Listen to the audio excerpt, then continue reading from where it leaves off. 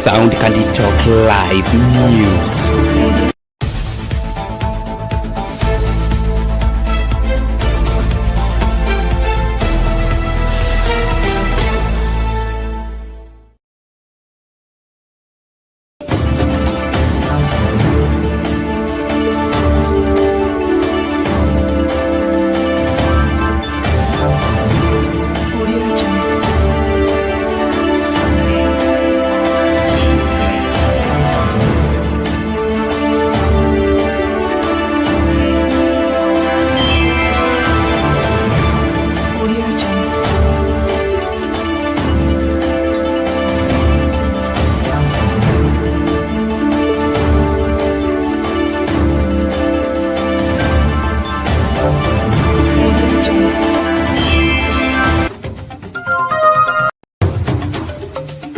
Tunaingia vijijini, mijini na hata jijini kukuletea taarifa mchana kutwa. Usiku tunaketi kitako, tunadadavua tukichanganua taarifa na makala muhimu yanayokuhusu wewe na familia yako. Ungana na Bernard Ngozi kwenye Open Forum Political Show kuanzia saa 4 usiku hadi dakika zake kila siku ya wiki kwenye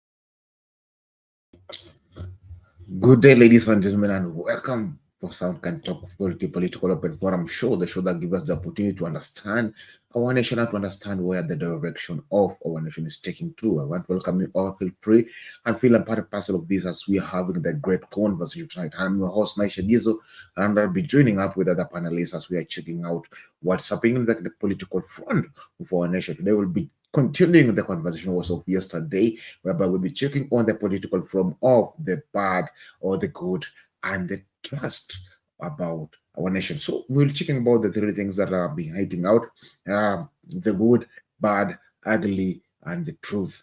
That's what we think. We will be checking all our 1 to 8. I want to welcome you all. Feel free and feel part and parcel of it as we are having the great conversation tonight, making everything clear and making everything to come to perspective. I want to welcome you all. Feel free and join up us as we have this great conversation. So today we're having the conversation that divided to the 3 segments. That why are we getting the updates, and then we get the other forum of the end things that are other things that are happening today. A lot is happening today, and today we're having a lot of Kenyans inside the building so that we can help out to understand what's moving on. So for those who are joining up us, please join up using the link on the comment section. Click it can allow Stimigate to configure your camera and your audio too, so that you can come into the studio and we can have the conversation tonight. I want to welcome you all. Feel free and feel part and parcel of this as we are joining up the journey together. So please join up and be the amazing guest.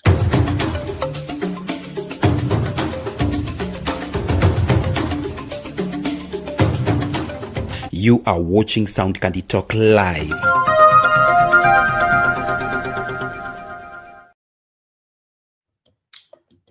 Welcome back. Thank you for those who are joining up. Thank you for those who are inviting somebody to join and be part and parcel of this as we are having the conversation tonight. And the conversation tonight is what's our politics? What do you think about our politics? Today I've seen Raila Odinga speaking all about the story of this not supporting the UDA or the Kenya Kwanza during the 2027. The ODM will be beginning or really giving their own candidate who will be standing up for the vying of the president in 2027. But that I was also speaking about the storyline because back then, Kimani Chungwa spoke of something back in 2 years ago, saying that this is not all about Raila supporting Kenya Kwanza, but Raila has a motive over it. Again, checking out the story when Ruto Kenya Kwanza, Ruto speaking all about the story that he's saying that Raila is joining up with Ruto. Raila is checking up with the Uhuru so that they can benefit from it. We're checking also that and checking other updates too, so that we can know where the nation is going on, where the nation is started, and where the battle started. But before we roll up, the matter of the day, so mostly let's sell up with the story of Raila Odinga, that speech today. This is how it went. Let's talk about a bit of politics now. And ODM leader Raila Odinga has opened up on the behind-the-scenes activities that he says forced him to make a deal with the Kenya Kwanza government to prevent the country from descending into chaos during the Gen Z-led protests in June last year, saying that the military was on standby to take over. Speaking when he chaired an ODM parliamentary group meeting in Machakos County today, Odinga also dismissed claims that the party was not fielding a candidate in the 2027 presidential race. Emmanuel To has the details. He has yet again lifted the lead on the activities that preceded his broad-based deal with President William Ruto.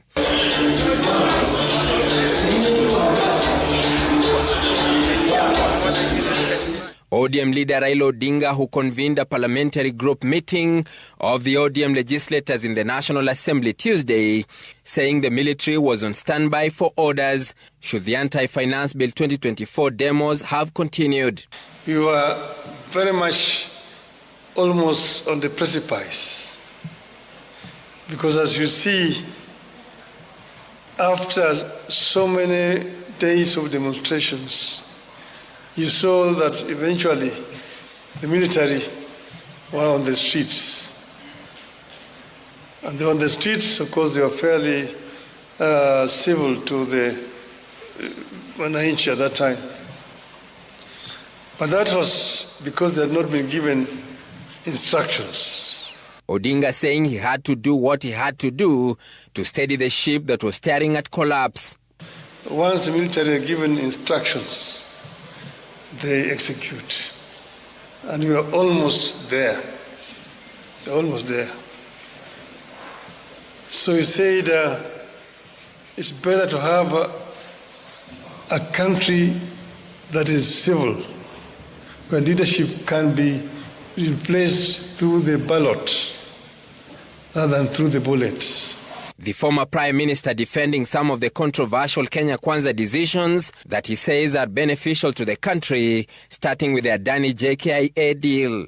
So Kigali is going to be the hub in this region, no, not Nairobi, because of noise being made by other parties which were also interested in doing what Adani was supposed to do and paying people down under the table to make noise every day in the newspapers. Shame on them. And the planned takeover of the Kenya Pipeline Corporation. It's an idle asset. Sell it so that you get money instead of going to borrow. I want to sell the shares of Safaricom. Why not? Odinga also dismissing speculation that the Orange Party may not field a candidate in the 2027 presidential race. Who's told you that ODM will not have a candidate in 2027? Who has told you? You have not passed any resolution as a party to say how we're going to go into the election of 2027. So wherever you are, don't commit the party to some things which have not been discussed. Issue on politics, refer to Baba's speech. Issue on broad-based government, refer to Baba's speech. If you are in doubt, refer to Baba's speech. And if you want to know more, refer to Baba's speech. Raila then turned the heat on those in the party opposed to the broad-based arrangement with the Kenya Kwanza administration. In times like this, it is possible to be lost in competing campaigns or populism and forget that leading means making decisions that may sometimes invite booing instead of cheers. Emmanuel To, Citizen TV.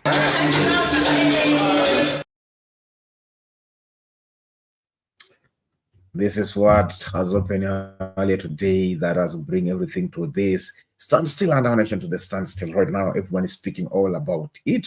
But we'll also listen from you. What do you speak about the statement? Do you think that Baba has put everything clear, or we still have the doubts, or we still have the confrontation of the people who are not believing to it? Then they are saying it. If you're not believing it, please prove to Baba's speech. Refers to Baba's speech. That's what? Now that's me saying. If you are doubting, it refers to Baba's speech. So I would want to hear from you and also listen from your opinions too. What do you think about Baba's speech? Because these things goes not just go from right now. These things are how it started like this. In other news, the Kenya Kwanza Alliance has blamed the country's economic woes on the handshake between President Uhuru Kenyatta and Azimio la Umoja presidential candidate Raila Odinga. The leaders claimed the handshake derailed all measures put in place to insulate and address the turmoil visited on the country. Sam Ogina reports that Kenya Kwanza has warned a vote to the Azimio la Umoja coalition is a vote to continue with the status quo. Deputy President William Ruto led the Kenya Kwanza campaigns at the coast. DP Ruto toured Taita Taveta, Kwale and Mombasa counties on the first day of his 3-day campaign tour of the region. This as ANC party leader Musalia Mudavadi led the team in Lamu County with Ford Kenya party leader and Bungoma Senator Moses Wetangula in Tana River County. Arambe! Arambe! With 1.96 million registered voters in the 6 coastal counties, the alliance is keen to wrestle control of the region from the grips of Azimio presidential candidate Raila Odinga. The alliance leadership blamed the current economic situation on the handshake. Ile maendeleo na miradi ambayo Mheshimiwa William Ruto ameongea ambayo ilifanyika hapa Kwale, ilifanyika during the first term ya Jubilee, wakati William Ruto alikuwa kwa serikali.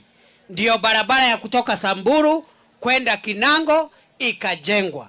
Ndio pesa ya ile dam ya Mwache ikapatikana. Kwa hivyo ile kazi ambayo tunajivunilia hapa Kwale, hapa Pwani na Kenya nzima, ni ile kazi ilifanywa wakati William Ruto alikuwa kwa serikali ya Jubilee. Si tunaisha watu wangu? Lakini msifikiri ya kwamba hizi vitu zimepanda tu kwa bahati mbaya. Ni maksudi. Hawa jamaa wamepanga kwa sababu wanatengeneza pesa. Ni maksudi, wameharibu serikali, wakaharibu mipango kwa sababu ya mambo ya handshake na BBI, ndio unateseka hapa hivi leo. Mimi nataka niwaulize, kwa miaka 4.5 si tumekuwa na serikali ya handshake? Si Raila amekuwa akiendesha serikali na Uhuru Kenyatta? Si walisema mimi sina maana? Saa hii si mambo imeharibika? Si njaa ndio hii? Si ajira imekosa? Watembee wasitembee. 45 days to the general election, the Kenya Kwanza Alliance is warning that voting for the Azimio la Umoja One Kenya Alliance was a continuation of the status quo.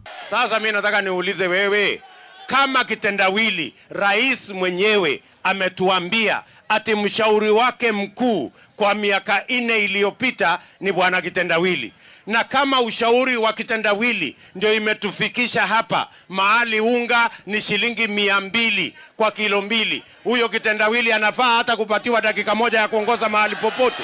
Na wauliza jameni, si tuambiane ukweli ama namna gani? Si mmesikia rais akisema ati huyu mtu amekuwa akimshauri? Sasa alikuwa anamshauri aongeze bei ya unga. Ukimpigia Mheshimiwa Ruto, ile miradi yote ambayo imekwama itaweza kuendelea, na bandari ya Mombasa itafanya kazi kama kawaida. Hapa mradi wa Mzima tu utapatikana. Ni kweli au si kweli? Hata vyeti zingine za shamba zimekwama hapa, hizo pia Mheshimiwa Ruto tumekubaliana. Ile shida yoyote ya mashamba haitafanywa kwa ahadi za barabarani. The reversal of the port from Nairobi and Naivasha and government acquisition of land to settle squatters, also key points made by the Ruto team Kenya Kwanza. Bottom, wapu watu wa bottom up hapa, nione watu wa bottom up. ANC party leader Musalia Mudavadi led the Lamu Economic Forum. With 81,000 votes up for grabs in the forthcoming general election, the Kenya Kwanza leaders here projected the alliance as the only outfit with the people's best interest at heart. Kwanza tulisikia kule upande wa Marsabit na hata hapa. Bado kuna assistant chiefs na chiefs wanashurutishwa ati hawa wapigie kuzimia ama Azimio campaign. Sisi tunataka tuambie hawa jamaa, muache vitisho, wacha wa Kenya waamue viongozi wao bila kushurutishwa. Kwa sababu manifesto ambayo tunatengeneza kama Kenya Kwanza sio manifesto ya viongozi. Tunataka manifesto ya watu ambao ni wana Kenya, sababu Kenya ni yetu sisi wote. Hiyo tarehe 9 mwezi wa 8 tumpigie kura Mheshimiwa William Samoei Ruto. Manake akiingia Ruto, niingie na mimi, muone vile mambo tutakapokuwa badilishia. With over 1.9 million registered voters from the 6 coastal region counties, DP Ruto is projecting himself as a darling of the region. The Deputy President promising to fix water issues and the historical land injustices in the region. Sam Ogina, Citizen TV in Samburu, Kwale County.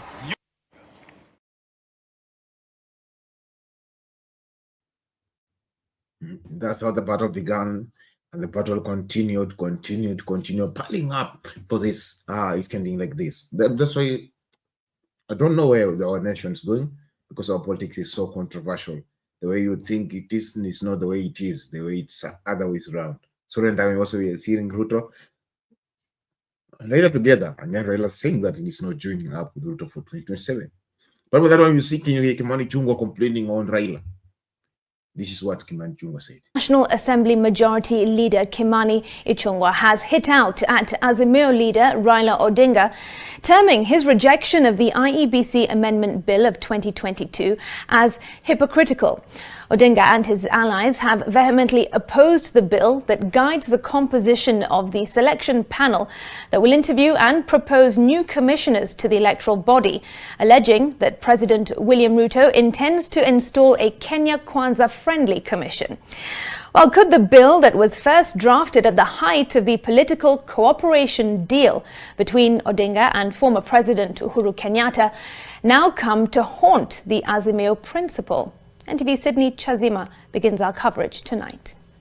Yet another political showdown looms over the reconstitution of the Independent Electoral and Boundaries Commission (IEBC), which has been left vacant after the resignation of 4 commissioners and the retirement of 3 others. The new bone of contention now being the IEBC Amendment Bill of 2022, signed into law by President William Ruto. Ile sheria Ruto ameleta kwa bunge juzi, akanunua wajumbe wengine pande ile, tumekataa na tuwezi kukubali. We shall not allow you to form a Ruto Electoral Commission. Hata ukijaribu kuchagua, tutaifurusha.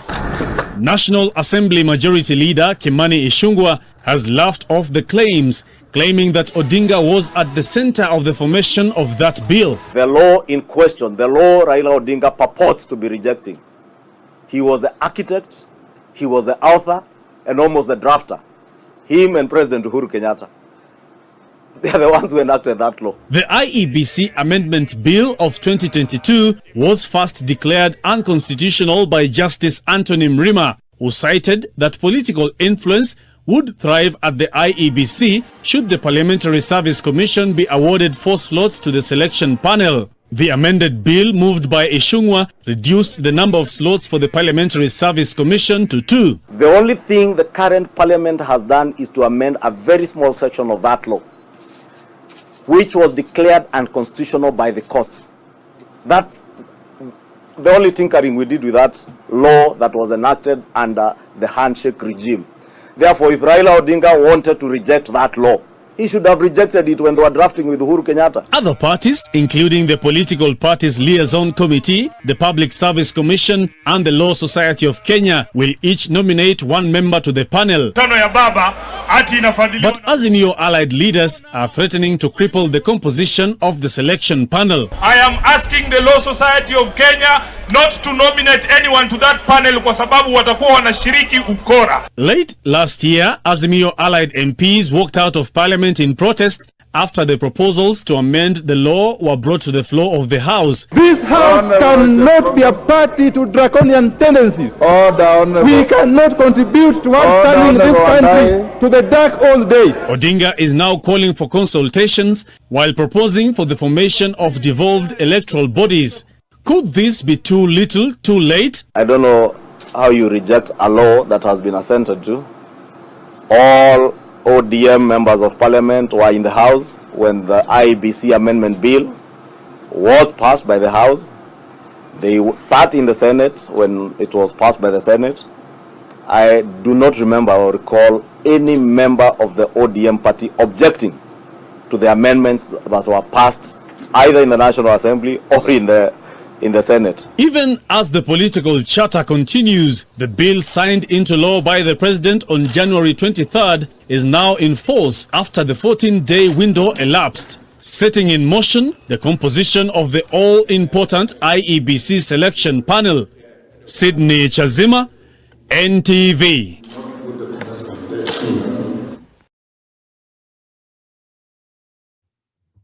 This is how the battle has been piling up and the battle has been going on. So what's your views? What's that? I want to listen from Kenyans too, so that I can know also your opinions too. For those on the comment section, I really want to appreciate you. On the comment section, I've been joined with one amazing person called Issa saying good evening, and all of you, thank you.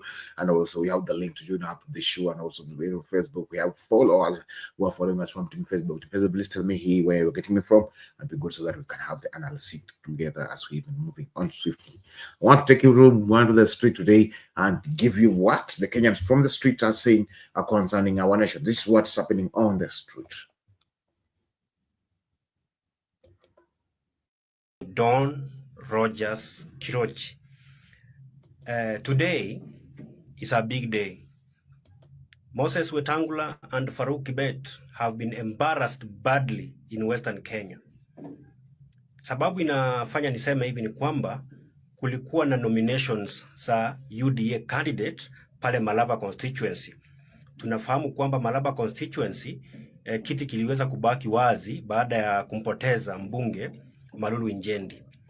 Na kuna kijana ya Malulu Injendi anafahamika kama Ryan Malulu. Ryan Malulu ndiye alikuwa preferred candidate wa serikali ya Kenya Kwanza. Alikuwa anapigiwa campaign na Moses Wetangula. Alikuwa anapigiwa campaign na Farouk Kibet. Nataka nikuambie kwamba Farouk Kibet na Moses Wetangula wameshinda pale sana wakikampaign, wakiambia watu wa Malaba kwamba wanapochagua UDA candidate wamchague kijana Ryan Malulu Injendi. Lakini unajua kitu kimoja ambacho tunashinda tukiambia watu hapa kwamba hii serikali ya one term imeweza kupoteza umaarufu. Watu hawapendi hii serikali. Sasa hivi tunapozungumza, jamaa anafahamika kama David Ndakwa ambaye alikuwa na campaign kivyake pia akitafuta ticket ya UDA. Ameweza kumbwaga Ryan Malulu Injendi na ameweza kumtupa nje. Kumaanisha kwamba japo kwamba hiki bado ni chama cha ambacho kinaungwa mkono na serikali, lakini yule preferred candidate wa serikali watu wa Malava wameweza kumtema nje. Yule ambaye amechukua hiyo ticket anafahamika kama David Ndakwa. Ndiye atashindana na mpinzani wake. Na ikifika, najua sasa, unajua tuambiane tu ukweli. Of course ule jamaa mwenye walikuwa anamtaka ameshindwa. Yule mwenye walikuwa hawamtaki ndiye ameshinda. Sasa yeye ndiye atapeperusha tiketi ya UDA pale Malava. So kina Wetangula na Farouk Kibet, they have got no choice. They have to go there and start campaigning for this candidate ndiye aweze kushinda. Na wakianza kumkampenia, the same fate ambayo imewapata kwa nomination itawapata kwa election ambayo itafanyika November. Kwa hivyo watu wa Western Kenya, they are voting against anybody who is being supported by the government. Na tunasema asante sana watu wa Western kwa kuangaisha hao majamaa. And I can tell you, mark this one. Out of all these by-elections ambazo tuko nazo hapa nchini Kenya, sio ajabu serikali In fact, yenye naona serikali inaweza shinda ni ile ya Baringo, kwa sababu huko ni Rift Valley, na unajua sometimes watu wanaweza amua kusema wataki kuaibisha rais, huenda wakashinda pale, but siko sure. Gideon Moi anaweza pia shinda, na pia there are chances that the government may lose all these by-elections. Kwa hivyo hiyo ni pigo ya kwanza kwa serikali ya Kenya Kwanza. Na sasa hivi mtu ambaye anaunga Kenya Kwanza serikali, be rest assured kwamba as time goes by, as your popularity is still going down, it will go down, down, down. Mpaka by the time tunafika general election, serikali ya Kenya Kwanza haitakuwa na Wakenya wengi wa kuunga mkono. Leave alone inviting people to State House to give them tea, groundnuts, and some samosa. That one cannot give you votes, my friend.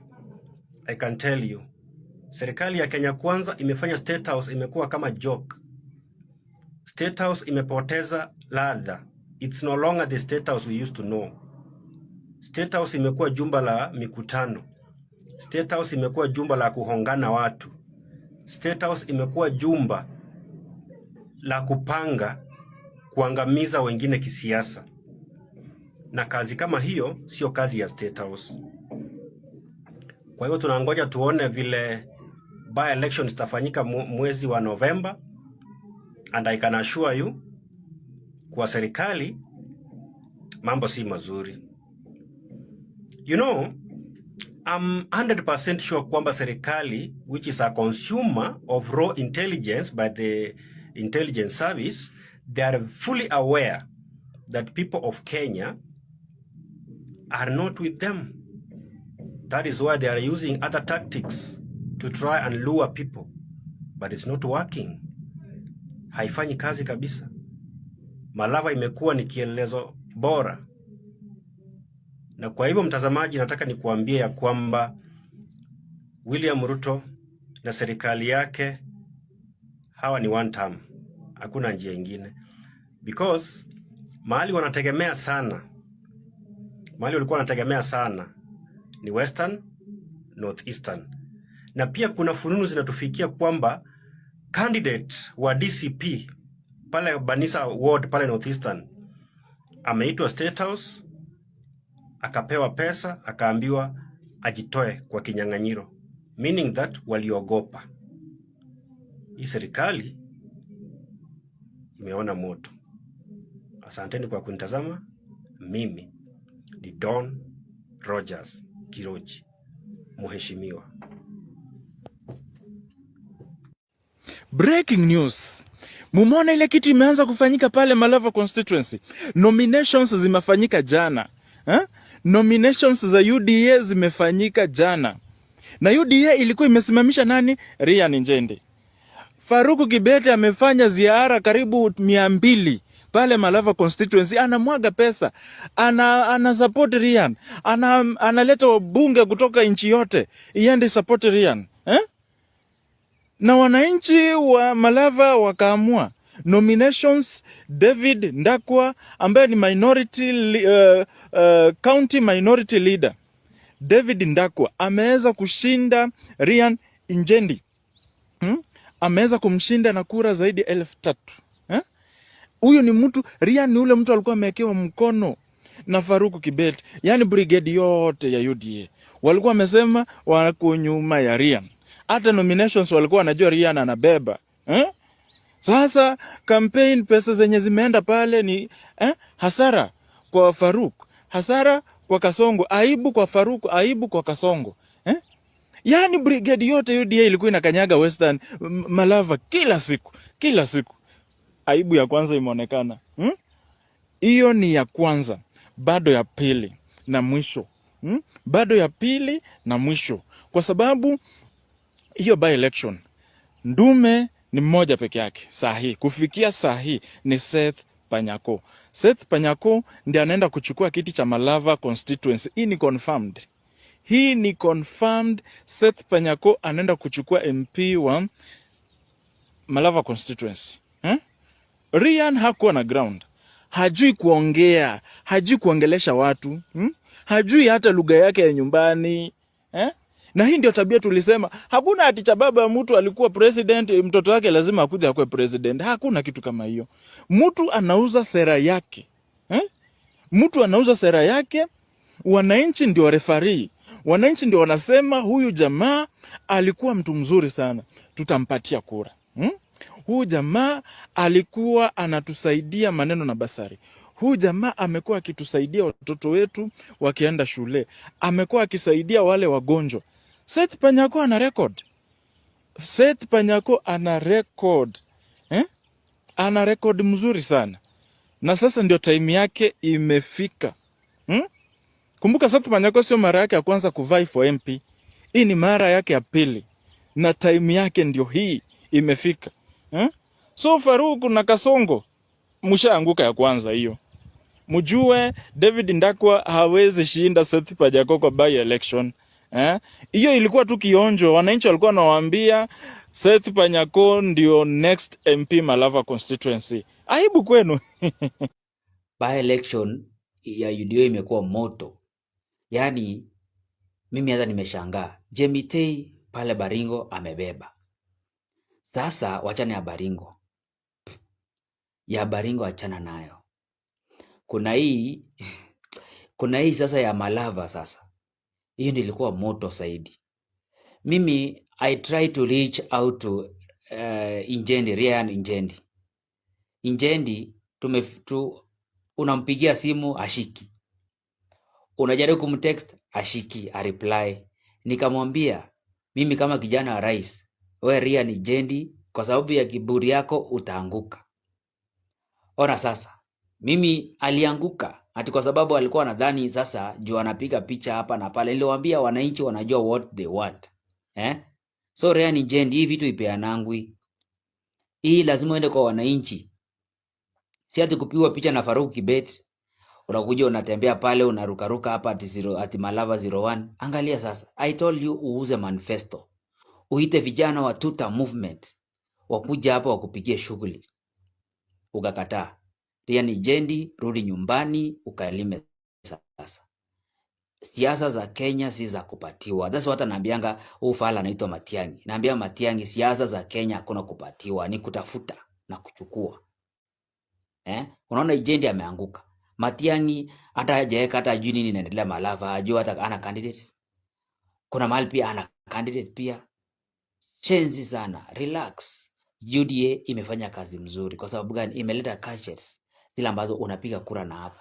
Unabonyeza tu tapa na inaenda kwa portal. Tapa. Sasa unaona Injendi ameanguka. Chemitei ule wa Baringo, kijana mdogo amepita.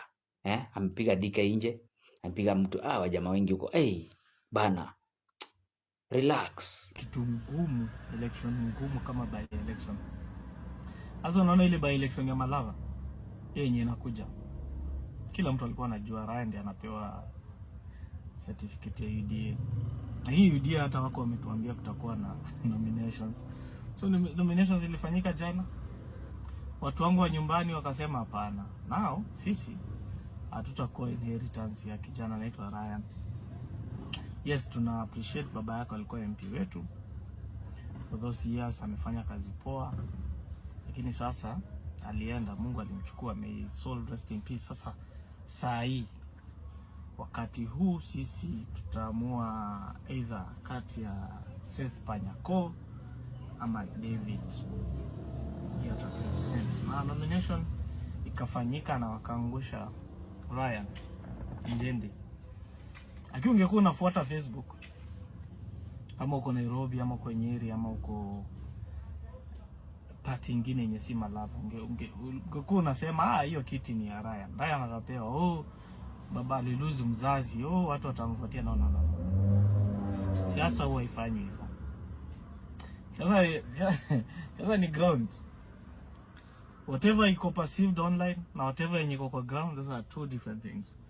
Na so bado usiseme ati sasa ati since David ndiye ameshinda, huyo Ndakwa ameshinda nominations za UDA, Sasa Panyakondi atamshinda juu kunako ka narrative watu wenye wako na Malava constituency waanza kusema hiyo ni walkover kwa Panyako, kwa sababu Panyako of course ndio anajulikana Kenya mzima, like yeye ndiye ako more popular kuliko Ndago kwa Facebook. Na sasa kwa ground inaonekana hata Ryan hakuwa na ground poa. Wewe ndio itakuja kukuumiza. William Ruto, kwa uchaguzi ya mwaka wa 2013 wa Kenya walikuwa wajinga. Kwa uchaguzi ya mwaka wa 2017 wa Kenya walikuwa na ukabila. Lakini tunashukuru Uhuru Kenyatta alimaliza ukabila na akaondoa ujinga kwa Wakenya.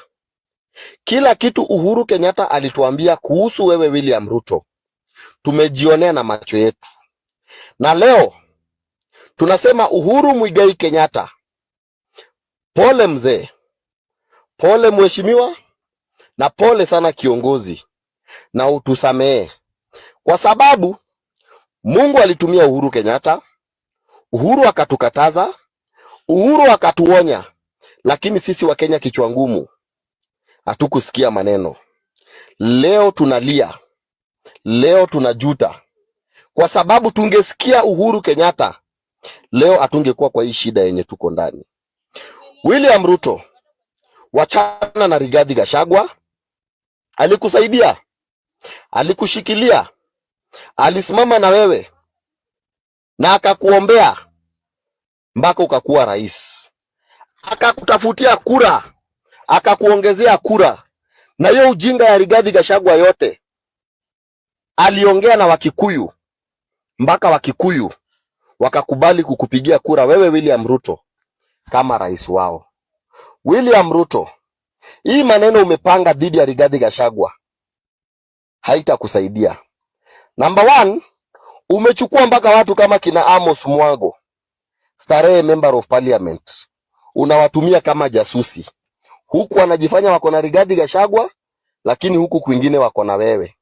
Wanaenda kwa Rigathi Gachagua, wanachukua information, usiku wakikuja kwa bar wanakunywa pombe Jack Daniels, wanapatia watu wako information, watu wako wanakuletea. Tushajua hiyo. William Ruto, wachana na Rigathi Gachagua. Saa hii umepanga mpaka kutoa wabunge wenye wanajulikana ni watu wako, wamesimama na wewe na wanakusupport wewe na hii serikali yako ya broad based government. Sasa William Ruto is planning a mass exodus. Wabunge watoke kwa serikali wakisema serikali ni mbaya, serikali si mzuri, serikali nini, waende kwa Rigathi Gachagua, waanze kuambia Rigathi Gachagua wewe ndo kusema, wewe ndio kila kitu, tunataka DCP. Alafu tukibakisha miezi 6 to the general election, miezi 3, hawa wabunge wenye walitoka kwa serikali wakikuja kwa Rigathi Gachagua, tena watoke kwa Rigathi Gachagua wakirudi kwa serikali wakisema Rigathi Gachagua ni mkabila, Rigathi Gachagua ni mfisadi, Rigathi Gachagua is a bully, that party is not a party, it is a tribal outfit. Hiyo mchezo yako tumejua. William Ruto, wachana na Rigathi Gachagua. William Ruto, tunajua ambako umeambia regional commissioners, OCPDs, wasikubali askari yoyote ama mtu yoyote apige tear gas ama aende aharibu rally yoyote ya Rigathi Gachagua. Kwa sababu umeamua you want to exhaust Rigathi Gachagua. Unataka Rigathi Gachagua afanye mambo yake, aseme kila kitu, achoke.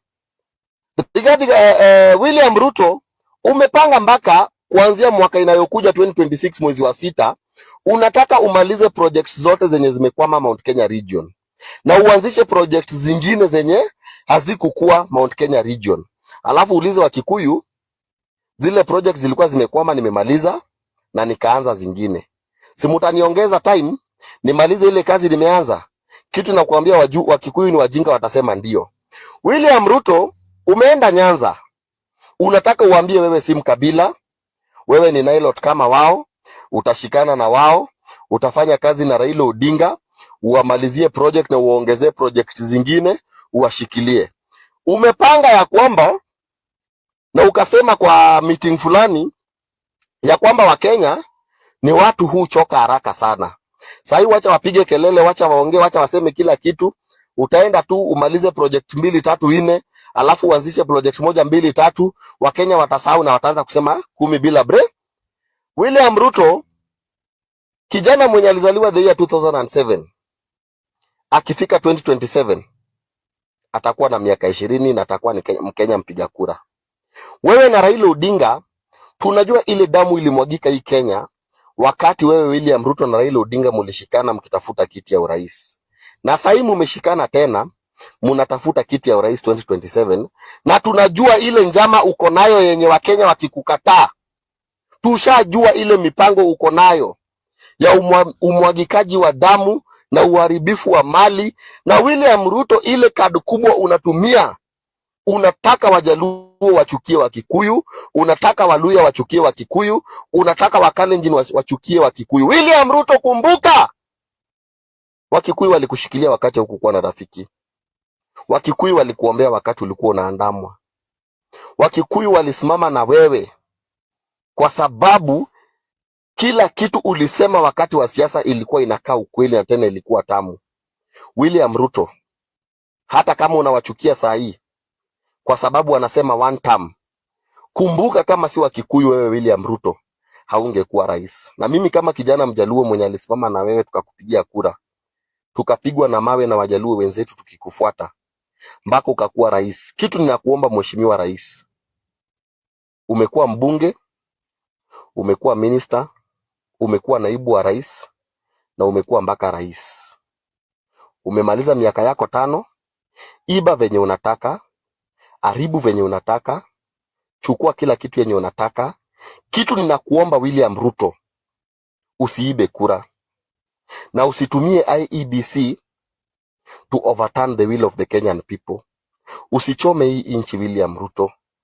Hii miaka 5 fanya kila kitu yenye unataka. Iba kila kitu yenye unataka.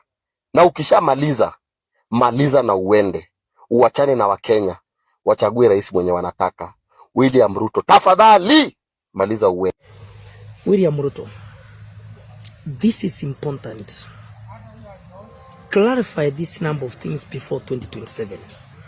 Ndio tuweze kuambiana ukweli.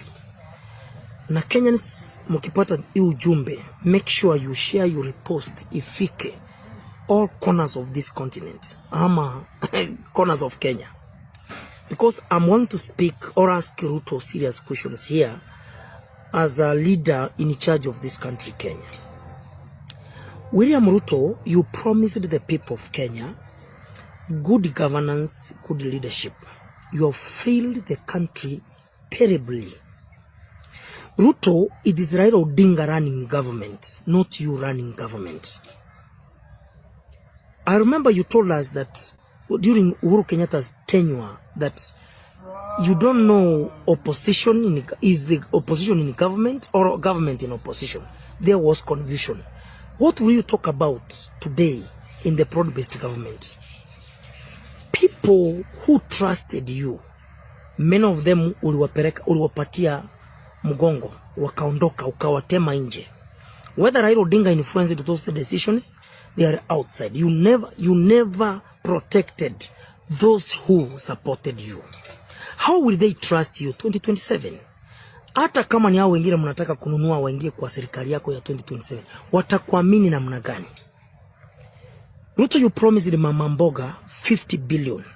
Utapatia market women. No single woman can confirm that he received this amount of money to enable her to run a business or start business or projects. When you were talking about 50 billion, maybe it was enticing the public, because politically, Ruto, you are very intelligent. You lied or convinced the people that you are the right leader in this country, Kenya.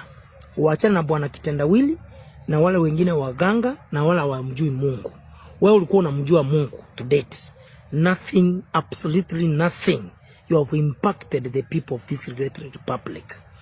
Anybody supporting you today is someone who either his sister or brother or himself ama mtoto wake ako kwa hii government ama anafanya biashara na government. Being genuine, realistic, mtu yeyote mwenye ako hapa nje, raia wa kawaida, anaona hakuna kitu umemsaidia kama president wake. Ruto, people trusted you.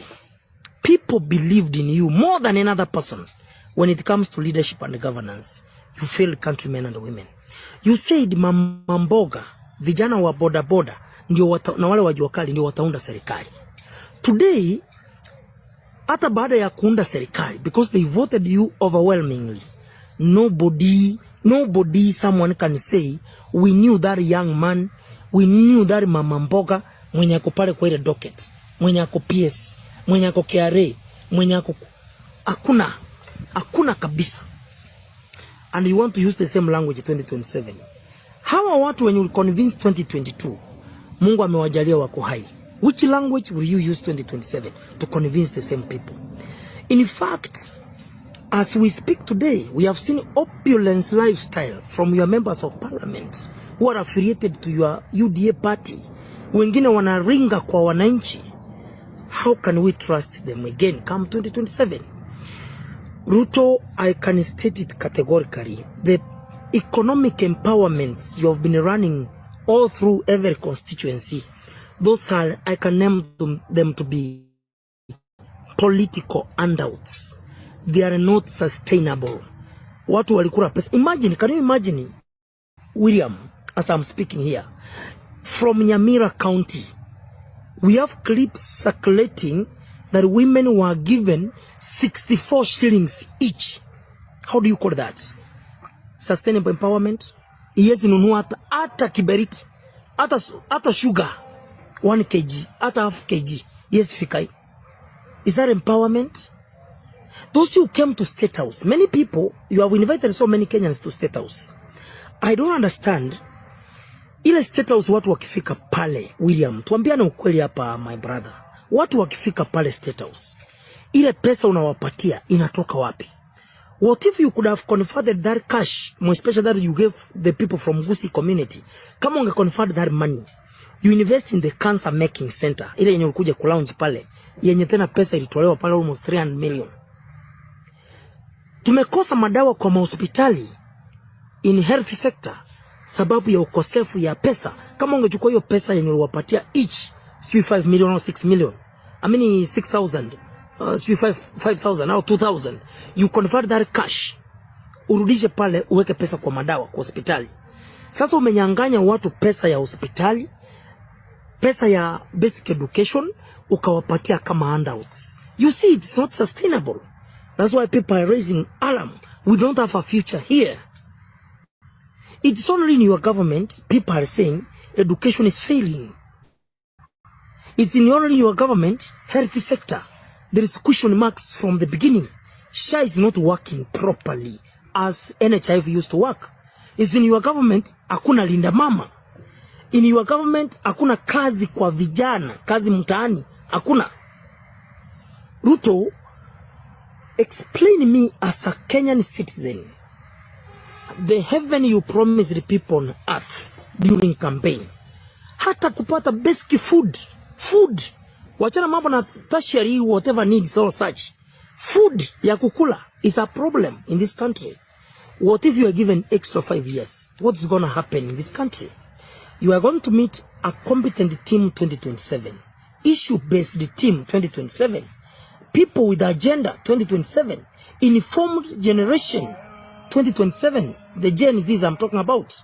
Even hawa mama mboga wengi kupitia ile uongo ya 2022 wamechanuka to meet you in the ballot 2027.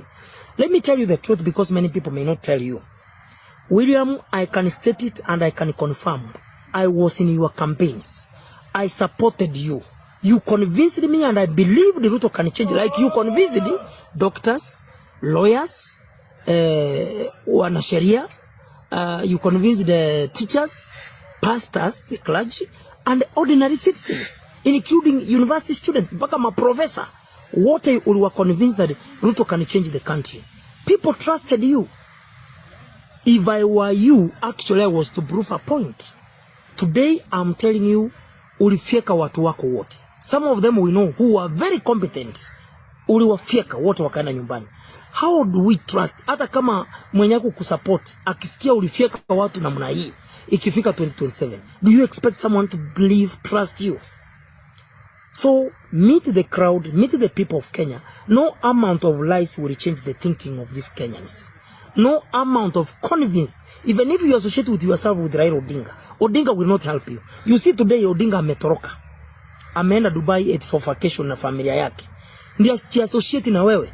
Ulioshaona Raila Odinga wakati wa handshake ya Uhuru Kenyatta akitoroka alikuwa anaenda ana launch projects na Uhuru Kenyatta across the country.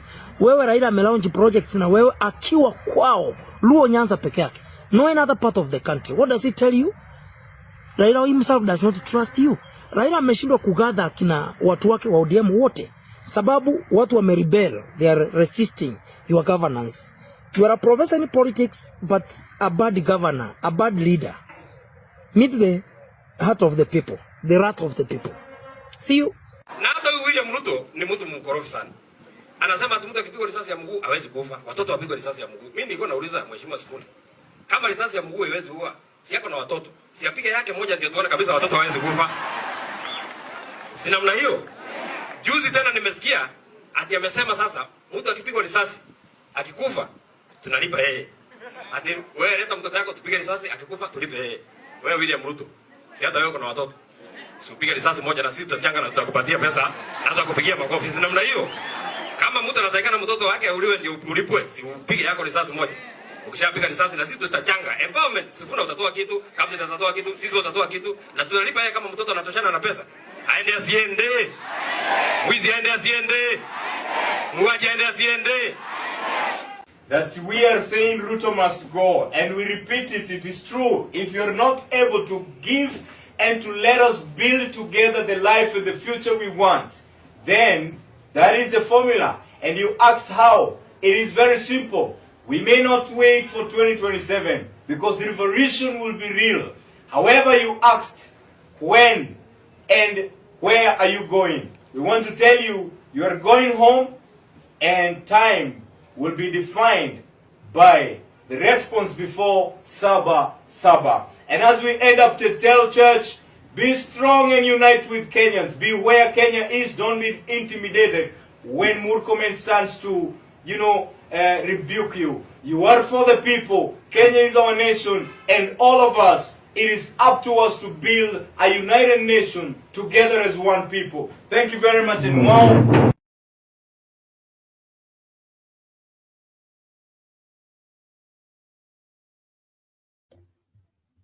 This is what's going on in Kenya. This is what's cooking on in these 2 days. And I want you to know so that you can be updated and also continue knowing this, what is going on. I'll be just going for a short commercial break, but we are coming back with more. Don't go away. Stay tuned. This is Sound Candid.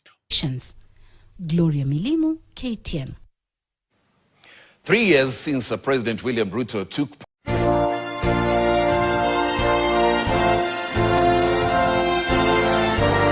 Marriage is one of life's most monumental decisions. It's not just about the wedding day or the ring. It's about committing your heart, mind, and soul to a lifelong partnership. But here's the big question. Are you really ready? Introducing Are You Marriage Ready? By Bernard Ngozi, a transformative ebook designed to guide you in building a successful and fulfilling union. This essential resource delves deep into personal growth, compatibility assessment, and the true meaning of marriage beyond the fairy tale. Learn how to reflect on your values, develop emotional resilience, and evaluate your relationship to ensure compatibility. This book opened my eyes to areas I needed to work on and helped me see my relationship in a new light. Jessica M. Available now for just $5. Are You Marriage Ready? Is accessible on all major platforms. Don't miss this opportunity to prepare yourself for one of life's most beautiful journeys. Follow the link in the description below to download your copy now. Empower your future. Embrace a fulfilling marriage now.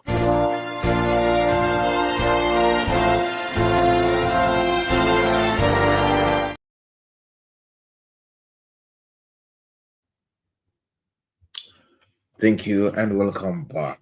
This is Talk. I want to wish you all this as you're continuing joining up and have the conversation tonight. But tonight we want to get the conversation at the third level, or that segment that we're having the board of the gang inside the room. So I want to welcome, let us watch this as we are moving on swiftly.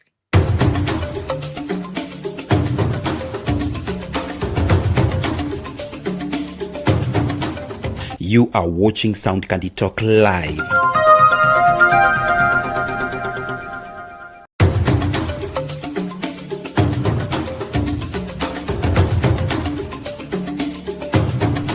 Unatazama Sound Candy Talk live.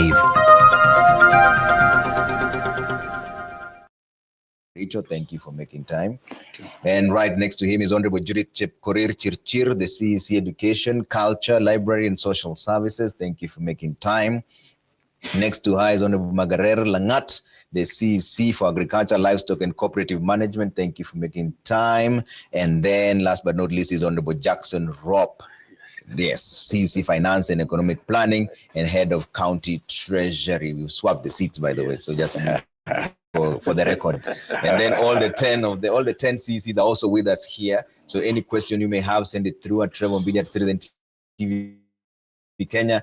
Use the hashtag Citizen Monday Report. As usual, we always give back the microphone to the people in the Monday Report, so they'll ask questions as well. But for now, before we get into that, His Excellency, thanks for making time. Thank you so much. You're an alumni of Litain School, which has now just been closed indefinitely after the strike and the banning of most of that equipment in the school.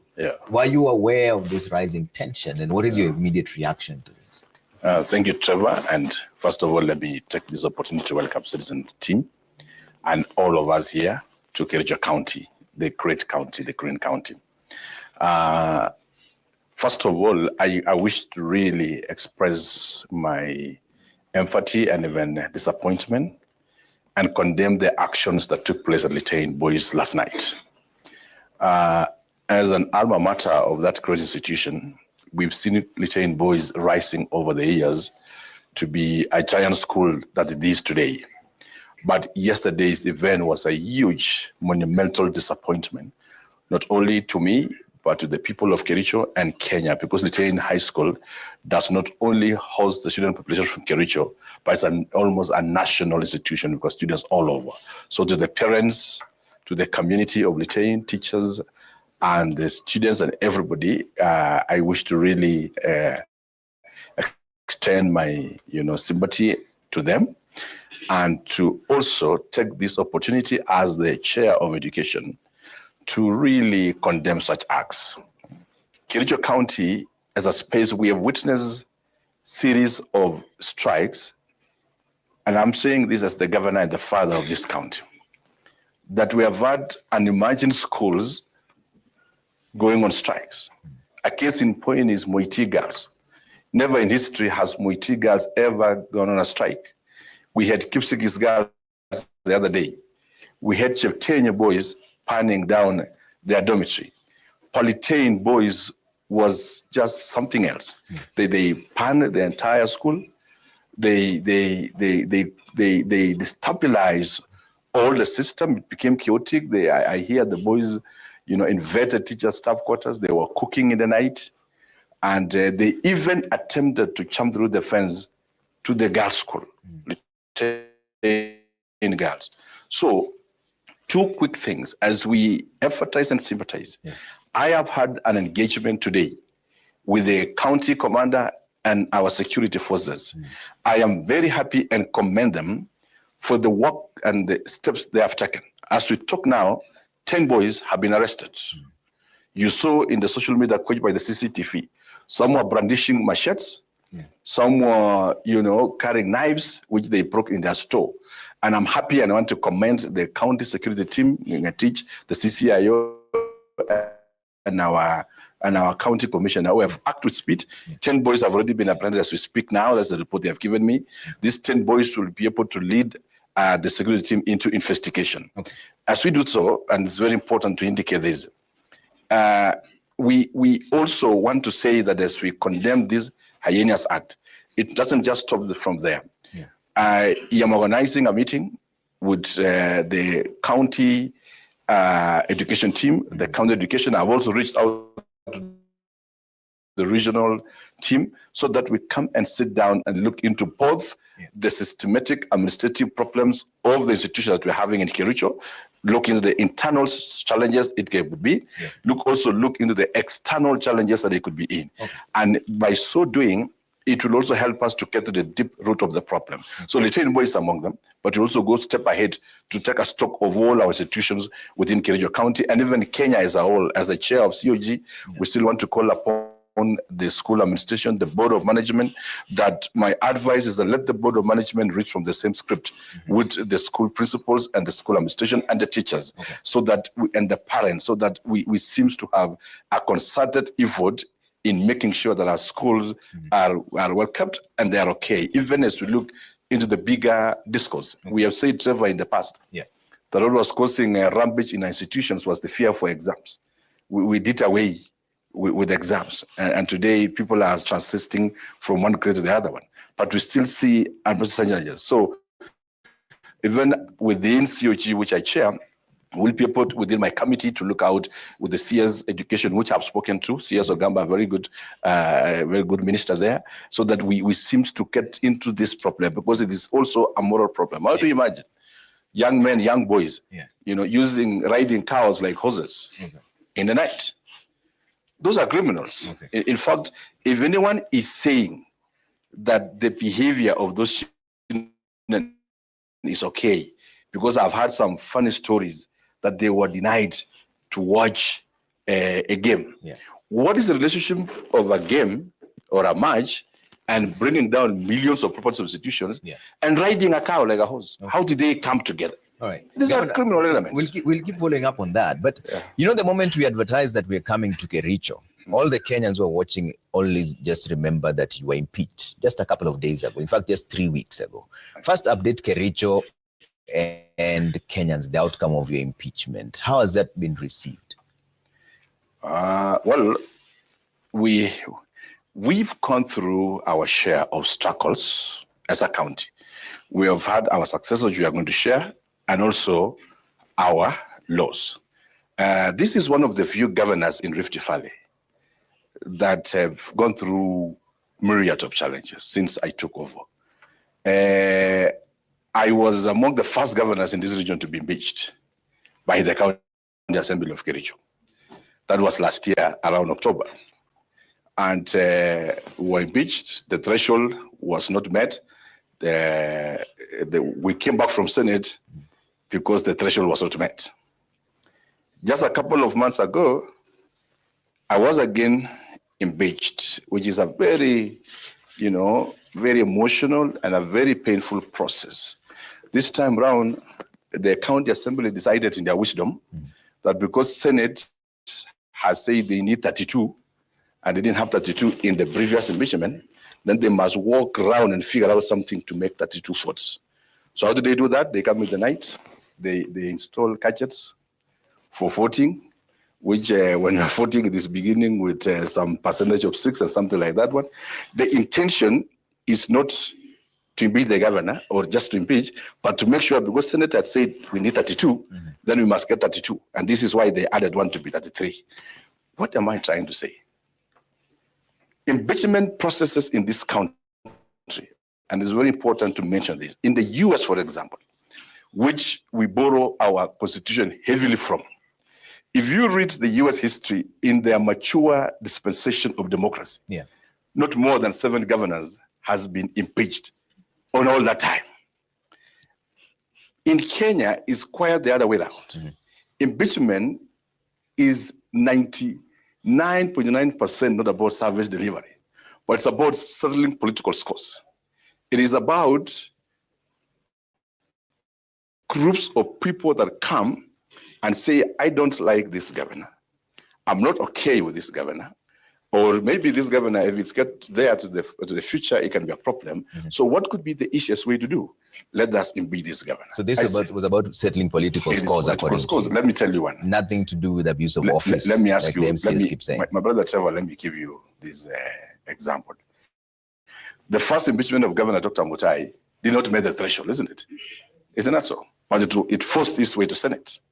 The second impeachment was again rejected on the basis that it never met the threat. So who is this person who is so motivated that when he wakes up early in the morning, his intention is just to make sure that whether the process is followed or not, this governor must get to the Senate. But you're saved on a technicality, but not the intention of the MCAs to kick you out. That intention still exists. How do you intend to make peace with the MCAs? Let me just finish because this is very important. The process is as good as the content. In some good literature, which I know you are fast with, they always say is that we argue about form and content, right? So the form is as good as the content. So what validates the charges in an impeachment is the number. Because when you say this number has voted and it has met the threshold 2/3, which is given by the same constitution, then it means then that the charges are valid. So when we say that we will ignore the process and go into the content, then speakers in this country will be waking up in the morning, or any other politician will come in the morning and say, since I feel that this governor is guilty, I'll just write and have 32 or whatever number it is worth in that particular assembly and take it to Senate. Let me refer you to the case of Waititu. How was Waititu impeached? There were no numbers. But the system at that time, Uhuru Kenyatta, wanted Waititu out. Before it gets to Senate, he was out. These are the gentleman Songo in Nairobi. The same process. So what I'm saying is that there is a thin line between the issues and the political attachment towards a political process. So with that same statement, does it mean the system wants you in?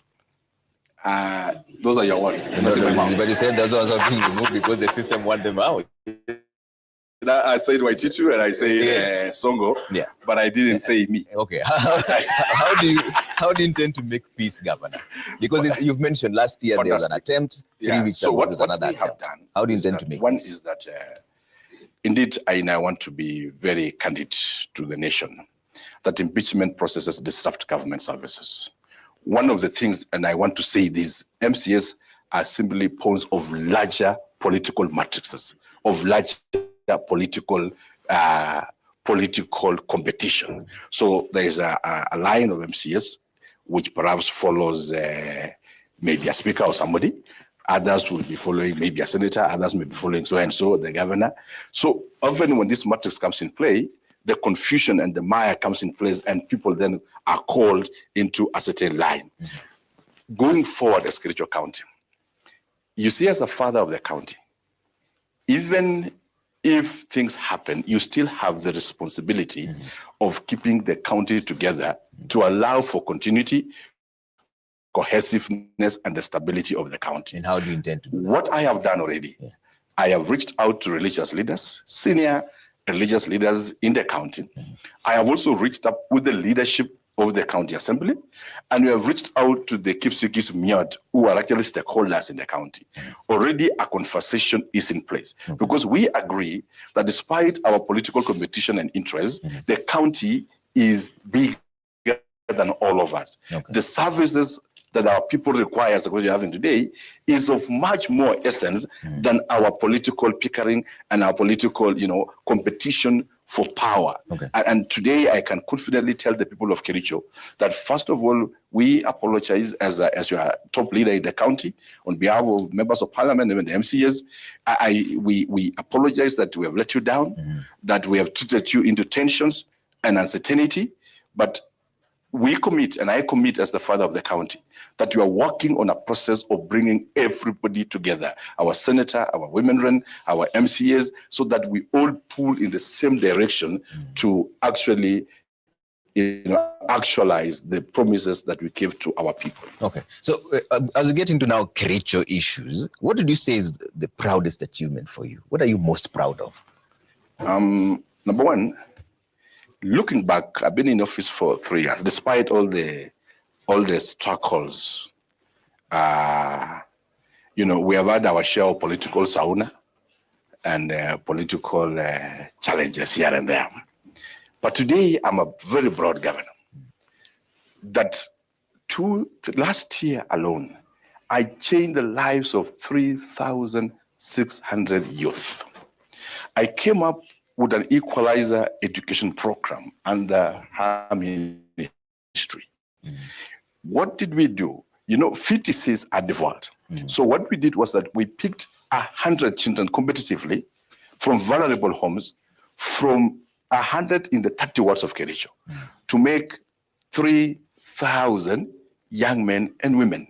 We took them to our fetuses, and I partnered with KCB, I partnered with ILOC, and we were able to provide for them as full scholars, you know, paying even a coin, to skill them. So we skilled plumbers, we skilled saloonists, we skilled those in welding, we skilled in tailoring and all that. And last year, Kipchima Murkomen was my guest.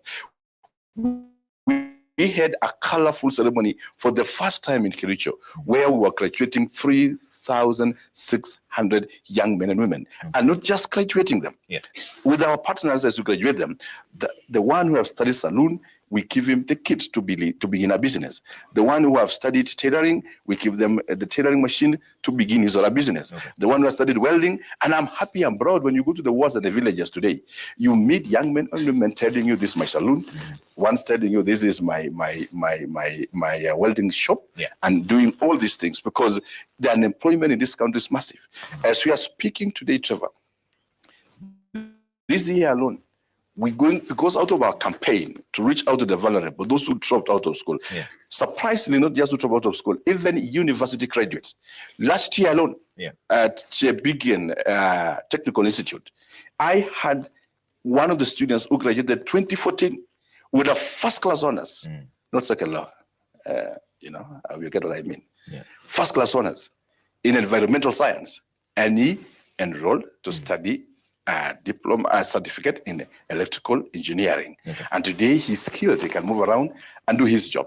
For me, that is one of the key things that I'm proud about. We'll come to more of them. Let me hear what your CEC has to say, Honorable Judith Chirchir, on this, because, you know, ECD is devolved now. So what would you say is the greatest achievement in terms of ECD? Do we still have young children learning under trees in Kericho? Thank you. Since His Excellency, the governor, took over, we have had massive strides in ECD. First of all, we don't have learners learning under trees. We have managed to construct 100 ECD classrooms that are learner-friendly. We have managed to buy desks and chairs for our ECD learners. We have managed to buy books for our ECD learners. So we don't have ECD learners and learning under trees. We have classrooms that we have built, and also we are renovating those ones that require renovation. You mentioned 100. How many more do you intend to bring up? What is the target? We have 900 ECD centers in the country. There are those that are already in use, and since His Excellency came in, we have constructed 100, but we still require about 250 ECD classrooms. Yes. Let me just clarify for you that one. Yes. What we are saying, the learning ratio of a child is supposed to be 1 to 30. In Kericho County, we still have situations. Yes, we have constructed more than 100, and we're targeting to do another 135 to make 235 in this financial year and the next financial year. Because the target is to ensure that in every of the classroom, we get the ratio of 1 to 30. I mean, one student, 30 children to one child. But we still have a challenge because we still have classrooms which are overcrowded, where we have, you know, one teacher manning up to 60 children. And so what Wasili is saying, as we push to have the additional 135, is supposed to work on the gap to have proper ratio and have our children attended in our classrooms. Let me bring in Honorable Rob on this. Honorable Rob, you're in charge of the Department of Finance and Economic Planning. One of the biggest challenges for counties, and everybody talks about it, this is on-source revenue collection. What is the status of Kericho's on-source revenue collection? Thank you, Trevor. Kericho County on-source revenue has improved tremendously since His Excellency the Governor, Dr. Eric Mutai, took over. By the time we came in 2022, We were paltry at around 564 million for own source revenue. We have increased to 1,072 million Kenya shillings last financial year. And this is as a result of the automation that His Excellency, the Governor, put in place. We developed our own internal revenue collection system that was done by our ICT team. And this is a system that was tested by its CRA, and we were awarded 76% performance of the system. And we have seen results, because last year we were at 834 million. We started the new system in September 11th of last year. 1 year down the line, we have improved our revenue collection to 1 billion. So meaning the system is working. We have sealed the revenue leakages. And I'm assuring you, and I'm assuring the residents of Kericho, that now that we are cashless, we are no longer receiving cash, we have automated our revenue systems. Our revenue collection will go away in turning around the livelihoods of the people, because the money will be collected, we will budget for the same, and we will put into bigger projects like the SI projects, which His Excellency the Governor has started. Okay. In terms of projection, what do you see as the ceiling? This year's projection for revenue. Yeah, the target is 1 billion, but in the long run? In the long run, the CRA has already given us a figure of 2 billion. And that was 2 years down the line. Now we are at 1 billion. This year, the 2025-2026 financial year target is 1.5. And we intend to achieve, because last year it was 1.2, and we attained 1 billion. We were short of 220 something million. So this year we want to increase to 1.5 billion. And I believe we will be somewhere near there. All right. Now let me bring in Honorable Langat on this. Langat, you know, Kericho is known as a top tea producing county, and you're in charge of this agriculture department. What is the status of agriculture in Kericho, apart from just the tea? Thank you, Trevor. Kericho County is doing very well in agriculture. Yes, apart from tea, we have diversified into other crops, majorly the coffee, and cane, sugarcane. And very recently, we've started the pyrethrum in the upper sides of Londiani. And that is what we intend to focus on in terms of increasing the I would say the base for streams in terms of the agricultural productivity. We have also ventured into other areas, not necessarily within the crop area. For example, people would not imagine that in Kericho we have fish. And I would like you, before you go back to Nairobi, please have a taste of some of the fish from our ponds. So we have about 700 fish farmers in our county, for which since His Excellency Dr. Mutai took over, he has really focused and supported on the fish farming.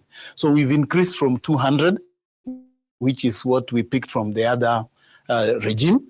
And basically, the trick is give them fingerlings, give them training, and give them the pellets in terms of the feed to start up this particular activity.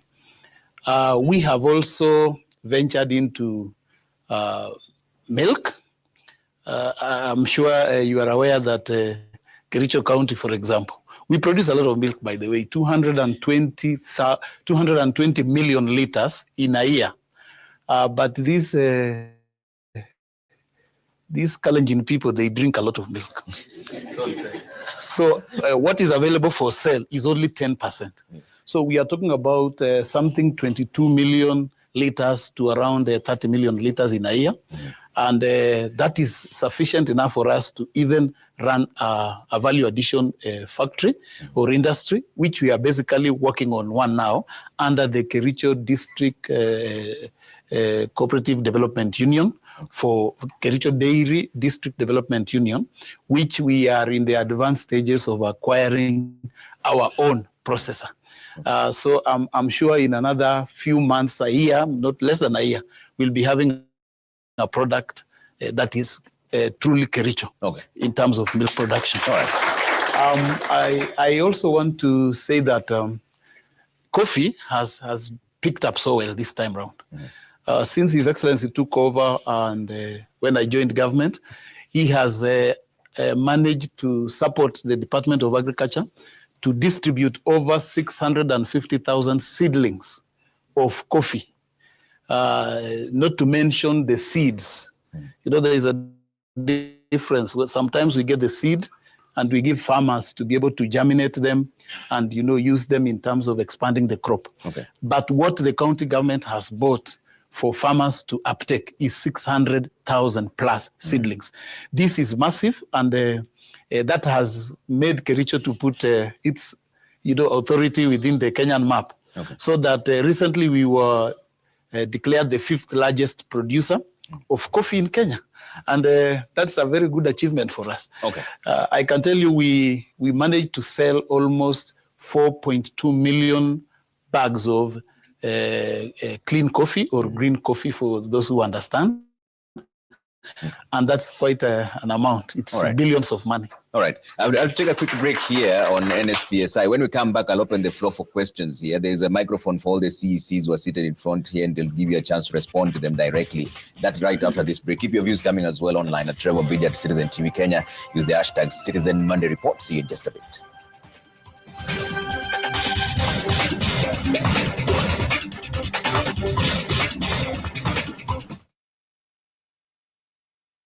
CECs in the Kericho County and the Governor, His Excellency Dr. Eric Mutai, the Governor for Kericho. We're taking stock of the state of Kericho County, and we'll ask the people to ask the questions directly to their leaders. But Governor, you wanted to make a clarification on the agriculture session before we take questions. Yeah, briefly. Number one, as Mheshimiwa Margaret has indicated, we have pushed coffee. When I took over 3 years down the line, coffee was predominantly at Kipkelion West. Today, Kipkelion is the 4 wards of Kipkelion is actively in coffee. The 4 wards of Soin Sigawit, Soliat, Kablelartet, and Sigawit, and Soin are actively in coffee. In Bureti, Kishara wards and the Besonik wards are active in coffee. The reason why we are not number 5 is that we have expanded the base. We've cut in we have employed 30 agricultural station officers, which I employed when I came in, plus our entrepreneurs who have gone out to do outreach to the farmers. As we speak today, Kipkelion is which had no cash crop. They used to rely only on maize. Today we are doing 2 things for them.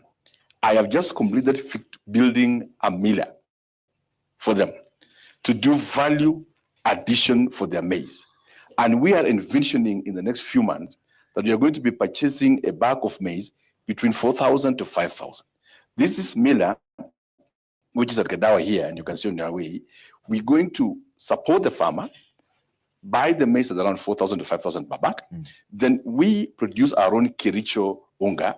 At the same site, that factory, we are also going to do feeds for animals to support cows and poultry. And at the same site, we're also going to do uchi to support our children in school. At Bureti, I have just bumped 70 million shillings. And we have tendered out to do complete value addition of our pineapples at the Royal Factory. This is a factory which when I was in nursery, and you can imagine I'm an older man now, it was being talked about. Governments have come. The volume has been there for 10 years. But today, for the first time, we have worked on it. We have allocated 70 million, and already the machines are on their way as per the contractor specifications, and we are going to get that factory running. What I wanted to mention, because I know you're going to give to the audience, and probably I will not, maybe, I want to say that Kericho is an agricultural county. It rains 24/7. And the basis for the rural economy, and that is why agriculture is almost 90% developed, is supposed to put money in people's pocket. And that is why, away from these other value chains, I am proud today that Kericho is hosting West Valley Sugar Factory, which is doing value addition of our sugarcane. We have also Gideon Moi working on soybean sugar, which will make 2 factories. Why? Is because the county has provided a conducive environment for investors to do value addition and set up their factories. We are putting widows, we are putting the youth and the vulnerable in boundary value chain.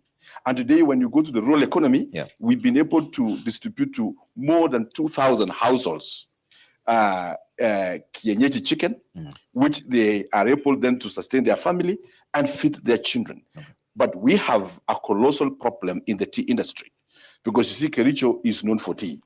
Today, as we speak, not only in Kericho, but in the entire of this South Drift region, which includes Bomet, it includes Kisii, it includes Nandi and Nyamira, our prices are still fetching low. We are having a conference which I'm leading as the governor of Kericho County. I have talked with my counterparts, colleague governors, so that we have an auction center in Kericho. This will mean that our prices will go up and be able to get to our people, what consume rate, because you cannot imagine, Trevor, that an egg, kienyeji egg, and all a kienyeji chicken requires is just food around and a cook just to walk around, nothing much. And an egg is selling in this town at 30 shillings. A kilo of tea, with all the effort the farmer is putting, is 20 shillings. You remove for the person who was harvesting and all that, the farmer goes home with around 7 shillings. So this is a narrative, and I thank the president that one of the things His Excellency the President through our conversation partnership today, His Excellency President William Ruto, we are also replacing the old machines in Litein D factory and Tegad D factory. This will enable us to have new line of machines and push even into orthodox tea as a way of trying to have global competition. Okay. But before you give to my audience to tell you this, we have mentioned about, you had asked me about our key achievements, and I would just want to share with you in 2 minutes something in health. Today, as the governor of this county, at the referral hospital, which was constructed in the year 1969 by the late Mzee Jomo Kenyatta, governments have come, devolution have come. Not even a single stone has been laid in that facility. As we are speaking now, we have almost a brand new facility there. I have removed the abscess stones which cause cancer. I have revamped the hospital, and it is now having a semblance of a working, functional referral hospital. Within the same hospital, I am at the 2nd floor now. We are building a non-communicable disease center, which we intend to treat cancer patients in our own county. At Soshiot, Belgood sub-county, our whole sub-county, for a decade, they have only been having a health center. That is the 3rd sub-county with a high population. Today, we are delivering for them 158 million, 2 floors facility. We have built for them two wards. We have built for them theaters. We have equipped them together with my brother, a very wonderful MP of Belgood, called Nelson Songo. We partnered with him. He gave me land because we didn't have land. And within this next year, we are delivering a level 4 facility for the people of Belgood. In Bureti, Cap Cadet Hospital, which only had 1 dialysis machine when I came in, today it has 5 dialysis machines. We are building a 58 million hospital at a place called Cheburgei to decongest Cap Cadet Hospital. Rored Hospital, when I came in, it delivered this first cesarean delivery last year. Not to mention that in town here, Kericho, and I want to thank the health professionals of Kericho who are doing a wonderful job. We were able to deliver a successful neurosurgery last year because we had taken our staff for further training and they came back with this knowledge. In Kipkelion, we we are done with Fortenan. We are building a big hospital at Fortena, and we have equipped with X-ray. Same thing to Kipkelion, and parts of Kipkelion is Kunyak, where, and I want to thank the governor of Kisumu, Anyang', who has been a very good neighbor. For a decade, our mothers has been delivering at Nyanza. Yes. Nyanza region, because there are good facilities there. And devolution has been there. Dr. Mutai happened, and today I'm building a 58 million facility at Kunyak there. So the healthcare workers, when I came in, they were stuck. Yeah. In fact, they were on contract, trained high-skilled medical professionals. They were in contract earning 15,000 to 20,000. Other counties, when we came to space, we saw governors removing what you call the broom, and sacking and dismissing healthcare on contracts. What did Governor Mutai say? I say, let me build capacity. Instead of sacking or getting them out, I employ them on permanent and pensionable terms. And today, Kenya County is among the countries that has done that. I have increased the healthcare workers.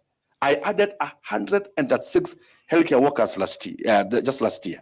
What is the intention?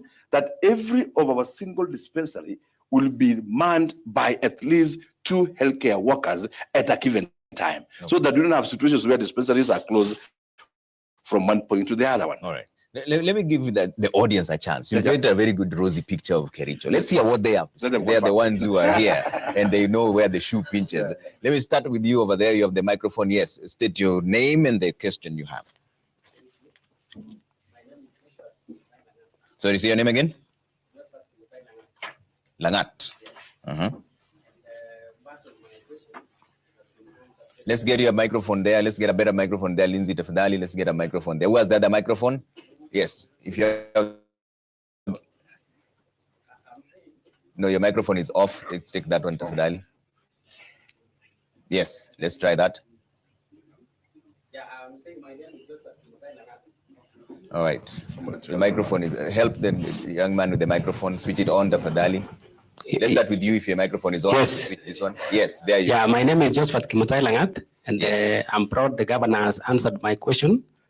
I wanted to ask, maybe the CEC has got more input about what the county is doing to enhance or to reduce congestion in high volume facilities. Number 2. That is the health. Yes. Health department. Yes. Okay. So another quick question, the CEC to tell us maybe about this cancer menace that has become a big problem in our county. The services are very expensive and most of our patients are traveling far and wide. So tell us what the county is doing to bring these services close to the people. Thank you. All right. Thank you, Langat. I believe the CEC for Health is here, Dr. David Ekwam. Where's Dr. David? Thank you. We'll get that question. Let's take the next question first. Yes. Good evening. Yes. Just for debate. And my first question goes to the governor of Kericho County and our CEC of Health. I want to bat it because it's also fall under you.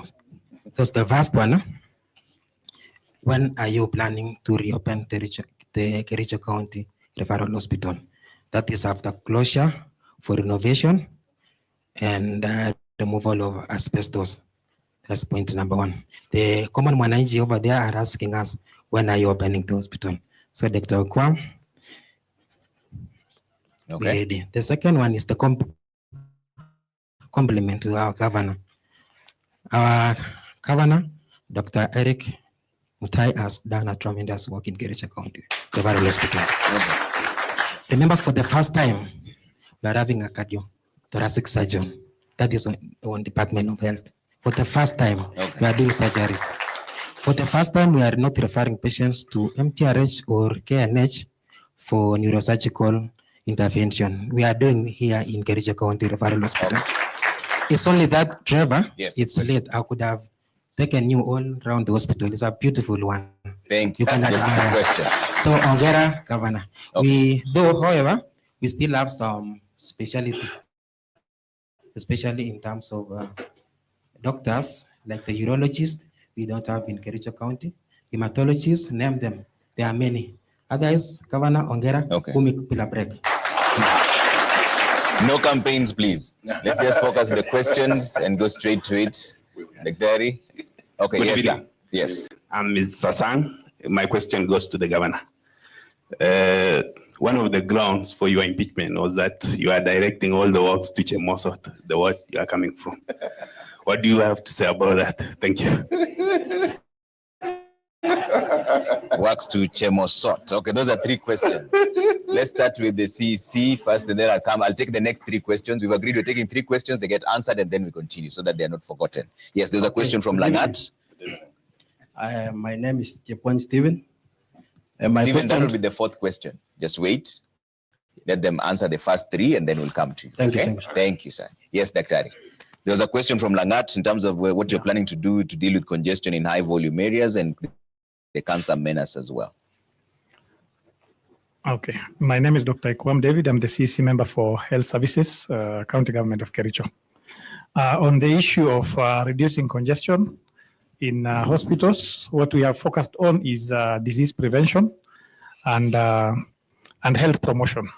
We have done this through our able community health promoters who are spread across the county.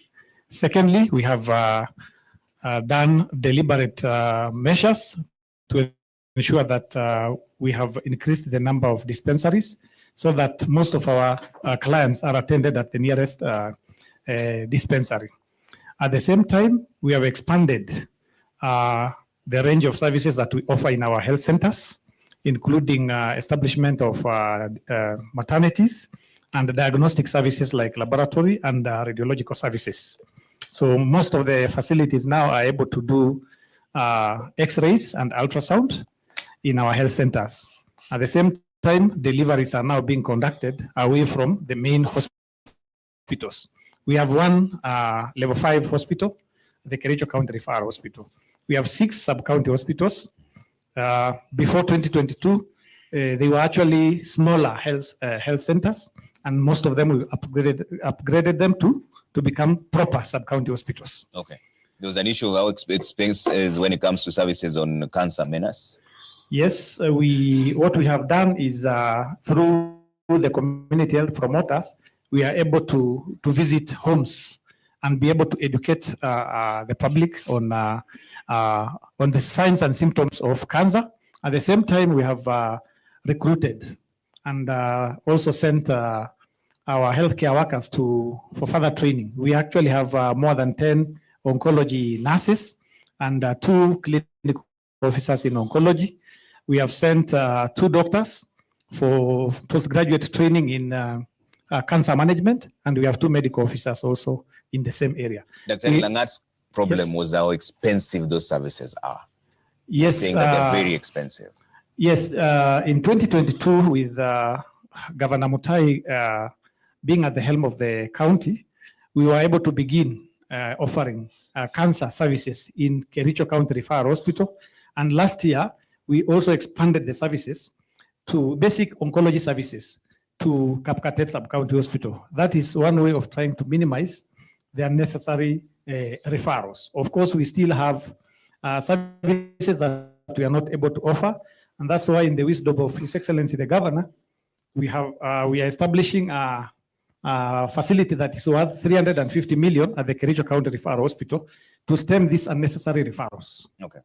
All right. The rest of the questions are directed to you from Sang, saying works are taken to Chemosot, where you come from, and when will you reopen the Kericho Referral Hospital? First of all, yes, it was very unfortunate Chemosot was impeached as a word in a very unfair way. I'll say this. When we look into the distribution of county programs, as a governor, the Constitution demands that you run administration that ensures fair, equitable of resources. I'll cite for you because you asked about the grounds for that impeachment. They had said I had done a water project at Chemosot at 21 million. But let me just tell Mr. Sang, at Londiani, which is not Chemosot ward, at a place called Chagorod, where the second of the motions come from, I am doing an 18 million water project in that ward, a water project which is 95% complete now. Next to his ward called Kedawa Kimogul, I'm also doing Kibrengwe water project at a cost of 17 million to serve the wards of Kedawa Kimogul and Chepseyon wards, where Honorable Rogonyi, my good friend Honorable Rogonyi, who was the motion mover, is coming from. I'm doing Kap Sasur water project, which is the boundary of Kable Larset and Sigawet, where he comes from. The water project is costing us close to 20 million, and it is serving the wards of Kable Larset and also serving the wards of Sigawet, which is in the area. At Kiptere, I have completed a water project. At Kamashan, which is in Kenyan West, I took over a Moriban project, which the contractor had left site. I came in, reviewed the contract framework, did variation, and today the 186 million Kimologit water project is 95% complete. Hidden Moi gave me a place to do a tank for treatment site. And today, if you go to Kamash and people are taking water along the site, I am stretching that same water project to Chiljila Ward. Already there's gone to Murau in Kipkelian Ward. Not just that, at Cap Kures, a water project which was stalled, I came in, did variation, contract variation, added another 30 million, and we are, the contractor is back on site, and we're almost done to that water project. That is in Kip. Okay. At Belgut here, we have extended intentionally water project from the Kimugu treatment site. Today, I have taken that water in history. The people of Society never imagined they were going to get tap water. But as we speak today, I built a very big tank at Kaptoboite, which is just next to Kapsoit Center. I have stretched the water to Society Center to serve the market. I have taken the water to Tabloti, and I have taken into the villages and the neighboring areas. Okay. I am extending now a water project, which I have allocated 108 million, which is I'm picking up from Seretut here. And I'm taking the water project to serve the parts of Seretut, which is the Lower Belgut, Kablutien, and then the other tank will be done at Cheromit, a place called Cheromit. Yeah. And then the other tank now will be done at Kabartega.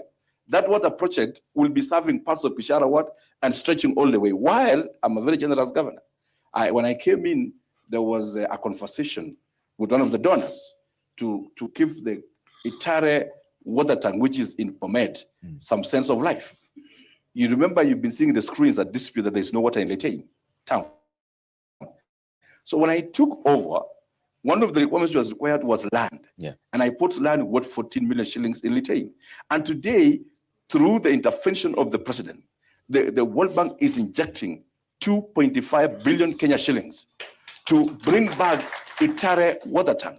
Itare will not only serve Bomet, we'll have pathways of water at Saseta, which is in Bomet, yeah. And then we'll be, we have been having dispute of electricity, okay. And we'll have that water serving Bomet, and this water serving parts of Burit. Okay. So KRH opening, KRH hospital. Yes, we already functional services are operating. Yes, Dr. You can answer that one. Yes. Yeah. When is the Kericho Referral Hospital being reopened? We actually reopened the hospital 2.5 weeks ago. Okay. For outpatient services, and the inpatient services began Monday last week. Okay. Yes. So it's on now. It's on. Only Bet who's not aware of it. So lack of doctors and urologists, he also said that is also another issue.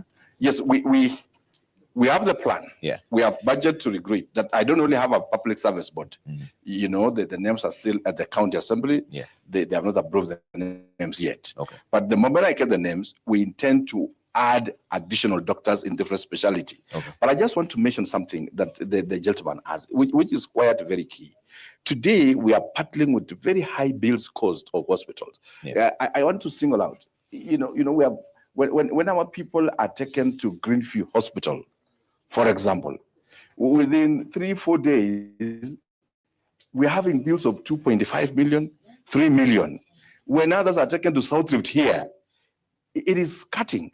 And the cry for our people is that we need the referral back. So I want to tell the people of Kericho, we heard your cry, and already services have resumed, because people have realized that the government facility you'd go to an oxygen, will do you oxygen, will do you all these things at a very affordable cost. Okay. But when you go to private hospitals, it's getting chaotic. And you see now the private hospitals are rejecting share.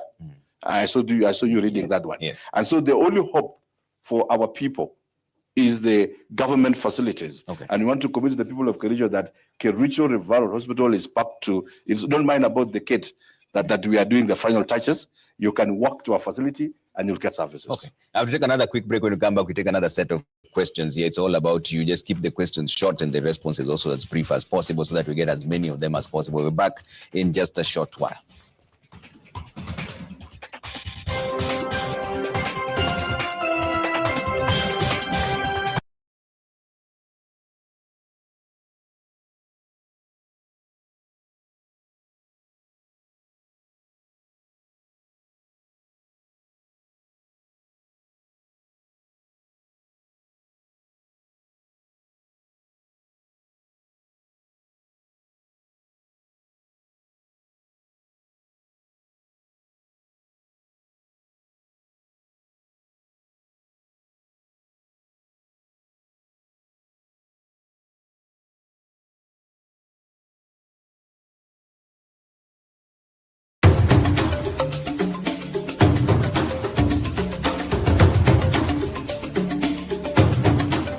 You are watching Sound Candy Talk live.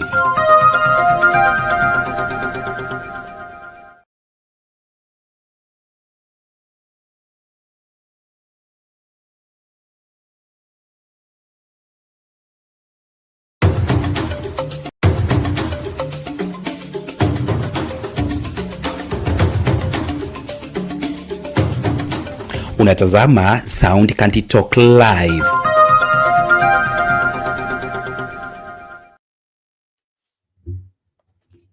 So that's how the Kenya is going, and that's how things are moving in a faster way. So I want to appreciate you for those still joining up, for those are still moving up. We're still checking out what's our Kenya, where is our nation going? Where is our nation heading to?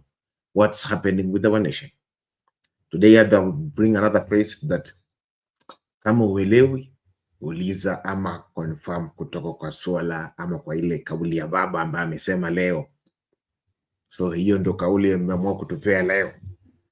So I wonder, where are we taking this nation to? Today we have seen this, tomorrow we'll see another thing coming up. Please, I want to welcome you. Let us come up, let us come up together. Let us just tell me your views on the comment section too. I will also be reading them briefly. So even we are shutting the windows down for today. But I see Mamo is in the building. Since Mamo is in the building, so that he can give us his communion to us, even we are closing up the curtains as you are closing up the windows. Mamo, hali vipi? Niko salamu ndugu yangu, nashukuru Mungu. Vipi studio hapo? Studio tuko salama, tunaangalia tu ambaye anajiri nchini mwetu na poi vile siasa zetu zinaenda zikipenda mbio sana.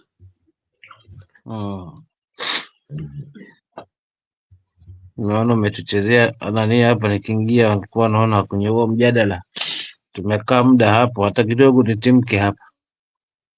Tumekuwa tukicheza huo ndo tuone tujue kwamba ni yapi anasema, manake mengine hapo yanazungumzwa lakini hayana mwelekeo rasmi, anatuacha tukiwa na kizaza.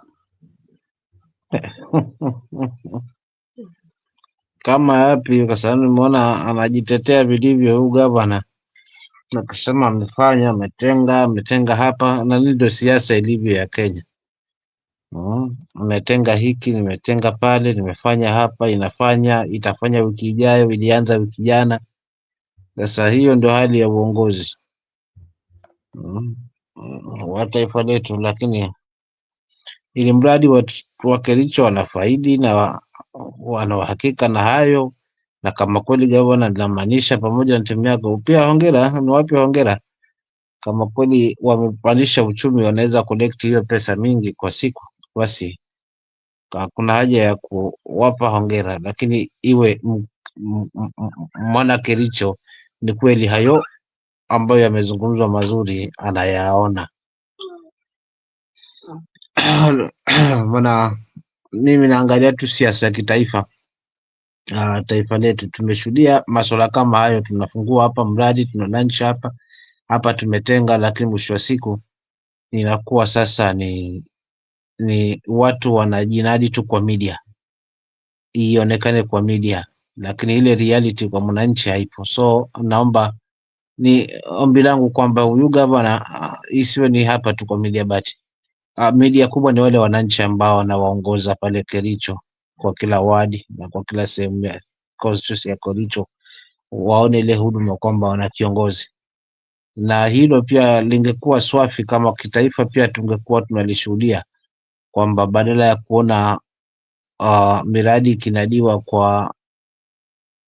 kwa media, basi media itafute ile miradi yenyewe iwaletee haswa machoni, wananchi waone kweli kazi inafanyika, wala si viongozi kukumbia tu kila siku kwa vyombo vya habari waonekane wako bizi kupanga, wako bizi kufanya hivi, wako bizi kuleta miradi, lakini mwisho wa siku kirudi kwenye reality hakuna. So ni sawasawa tu na kuchukua mzigo kutoka kwa kichwa kuweka kwenye bega na mwili ni huo mmoja. Kwa hivyo media zetu zisiwe tu za kuwekwa kubana mtu, japo tunazishukuru sana kwamba zinatupa kila hali ilivyo, lakini viongozi tusitumie kwamba hiyo ndio silaha pekee yake ya kukwepa reality, kukwepa ukweli, kukwepa hiyo kazi ambayo umeajaliwa nayo kwa ajili ya kuwaongoza wananchi ama katika sehemu fulani ama katika sehemu husika.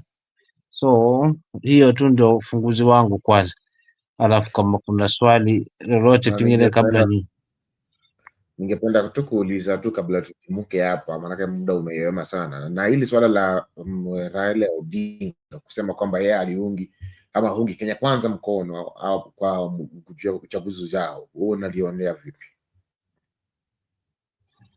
Kwangu mimi naweza nikasema kuna kaunafiki fulani hivi, sababu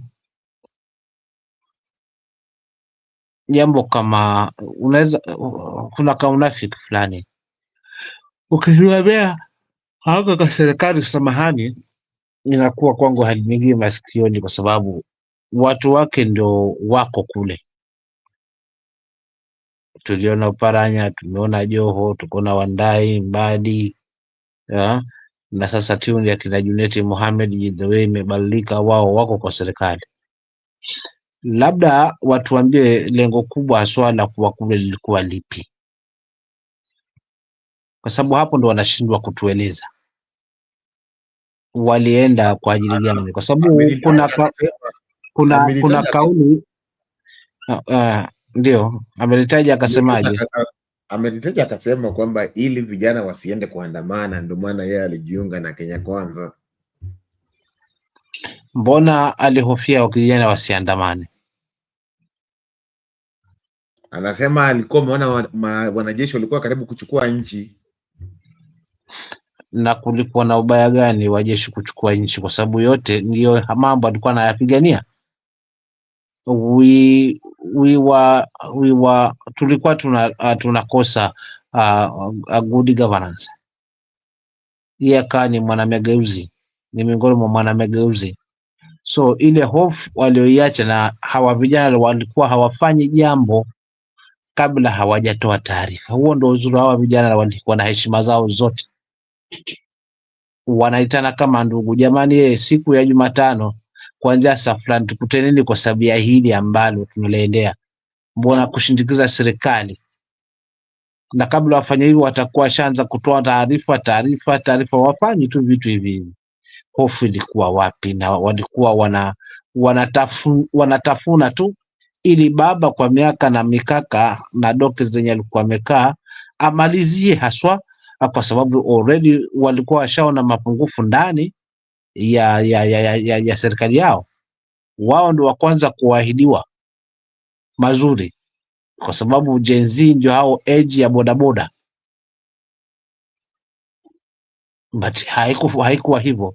Sasa hofu ilikuwa nini? Kwamba ilikuwa taifa linagawanyika aje, na kile ambacho kwa kinazungumziwa na hawa vijana kilikuwa ni mageuzi, na hawamki tu na kuamka tayari twendeni. Watatoa taarifa, watasindikiza kwanza, kama ni bill, hii bill hatuitaki. Hii bill hatuitaki. Vitashindikana kwa sababu kuna wale ambao wako above the law watapitisha. Kisha wakishapitisha, kumbe nyinyi ndio mmeona kwamba hatuwezi fanya lolote kwa sababu you are young, wacha tuingie street. Wakiingia street, wakifika parliament, kosa liko wapi? So huo ndio nafika kakangu Shadizo, ambao nakuambia kwamba hawa watu wako kwa serikali, walikuwa na nia nyingine fiche ile ya kujiunga pale, maybe it does not work, na wanarudi sasa na nia nyingine. Wakati huo ilikuwa ni baba sema left,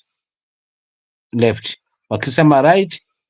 All Kenyans including myself, kwa nimeenda hapo, baba akisema twende, akisema turudi. Nao imekuja hii mpya ambayo nilikuwa naizungumzia, iliyosikiza Junet. Ukitaka mazuri uliza baba, ukitaka broad-based uliza baba. Hii kauli mimi nimekaa nikifikiria na nikisijapatia jibu, mdogo wangu Shadizo, kwamba chochote uliza baba. Kwa nini mbona tusimuulize hata huyo Junet mwenyewe kutokana na hali yake? Mbona tusimuulize yale mambo yanaendelea kule North East ambao ni kwa jamii zake, ni nini mchango wake kuweza kuona kwamba usawa hilo tulimuulize baba. Kwa hawa watu ni kama hii narrative wanatoka kujisafisha, kwa sababu baba yuko na mpango ambao labda unataka kuja sasa. Mfano tu mimi kama natabiri mfano kwamba na imani hawa by 2027 wamejitangaza kwamba watasimamisha ugombezi. So hapa napo kutakuwa na jipi ambalo litakuja kutunganganya kama Wakenya, kwa sababu watatoka spidi mmoja baada ya mwingine, alafu warudi kupondana na kuponti kwamba sisi hatuko kwa serikali, tulikuwa tumeenda kule tu kustabilize our country but we are back on track. So yote haya ni kutuvuruga, yote ni mipango ya wanasiasa. Na ndio maana tangia jana katika huu mjadala nikasema hivi kwamba adui wetu sasa hivi ni hawa wanasiasa ambao wamekaa wanakuta kwamba bila wao hii Kenya haizi songa, na ni kitu kibaya. Tumefundisha watoto, kuna watu wameshakomaa, wako na tajriba ya uongozi. Lini watapewa nafasi kama mipango itakuwa hii ambayo siasa inapangwa juu ya meza?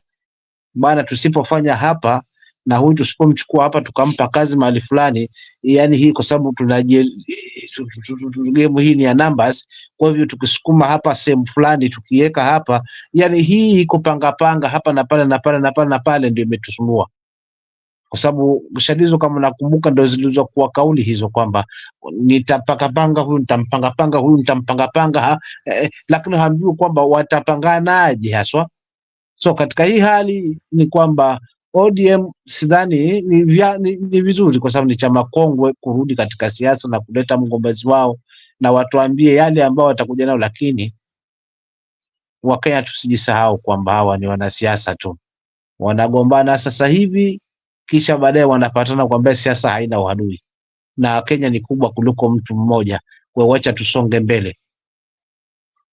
So hii ndio racket ya hawa, hatuwezi kwa muda huu, hakuna anaweza ni convince kikamilifu nikakubali, kwa sababu kutokana wamekaa katika hii siasa kwa muda, na wangelitakia mema taifa letu, basi wangefanya ile kazi husika.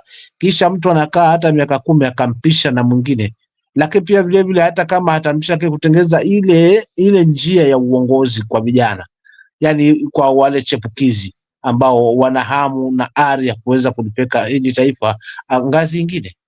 Lakini kule kubanwa mbavu, sheria kwamba inapindishwa, ikiwa ni ya mwananchi atasukuma kwa sheria kuitafuta haki yake, ikija sasa juu kwa wanasiasa wataipindisha sheria na kurudi kwa wananchi kusema sisi tunaonewa kwa sababu jamii fulani sisi, unaona. So tumekuwa tukichengeziwa racket, lakini ukuta mkubwa ni sisi wananchi ambao au wanasiasa wana kujificha kunani kwao, yani kujificha kwetu. Unaona, ukuta mkubwa ambao ni uzio ni sisi wananchi, kwa sababu tumegaiwa katika hali ya ukabila kwamba akirudi akisema tunaonewa jamii, sisi tunasimama na wetu, huyo wa kwetu hatuwezi kubali. kutawaka moto kama hatutapata hili na hili na hili. Wa kwanza kucomplain ni sisi. So tumekuwa tukichezwa hii racket. So ODM ina haki ya kama chama kuleta mgombezi wake 2027. Kuna shida. Lakini mimi naona kwamba hii ndoa haitadumu, na kama haitadumu tusifikirie makosana tu. Tuangalie hii mipango inaoacha hizi ndoa hizi hazidumu na hazituletei tija ni nini. Nitaachia hapo kaka yangu, mdogo wangu Shadizo. Asante. Asante msimamo kwa maoni mazuri, amezidi kusongesha na nazidi kuwashukuru wote ambao mmejiunga na sisi. Naona muda umetupa kisogo, tupatana kesho majaliwa tuweze kulimalizia hili swala na tuweze kuzungumzia pia swala ambalo limeinuka. Na kama nimekisia video kadhaa basi maonesha ghadhabu ya Wakenya kuhusiana na hili swala. Maana sasa Wakenya wameliamulia, wamechoka, wanasema kwamba tumechoka kuyaona haya ambayo mnayazungumza na hamuyatendi, yamewachosha Wakenya. So kwa hivyo nakusi tafadhali tafuta kiongozi, usitafute tu mwanasiasa. Mwanasiasa anafikiria kura zijazo, kiongozi siku zote anafikiria watu wake. Si lazima mimi nitafungasha kwa leo, lakini tupatane kesho ili tuweze kujadiliana kiundani na kiufasaha na kwa utendeti.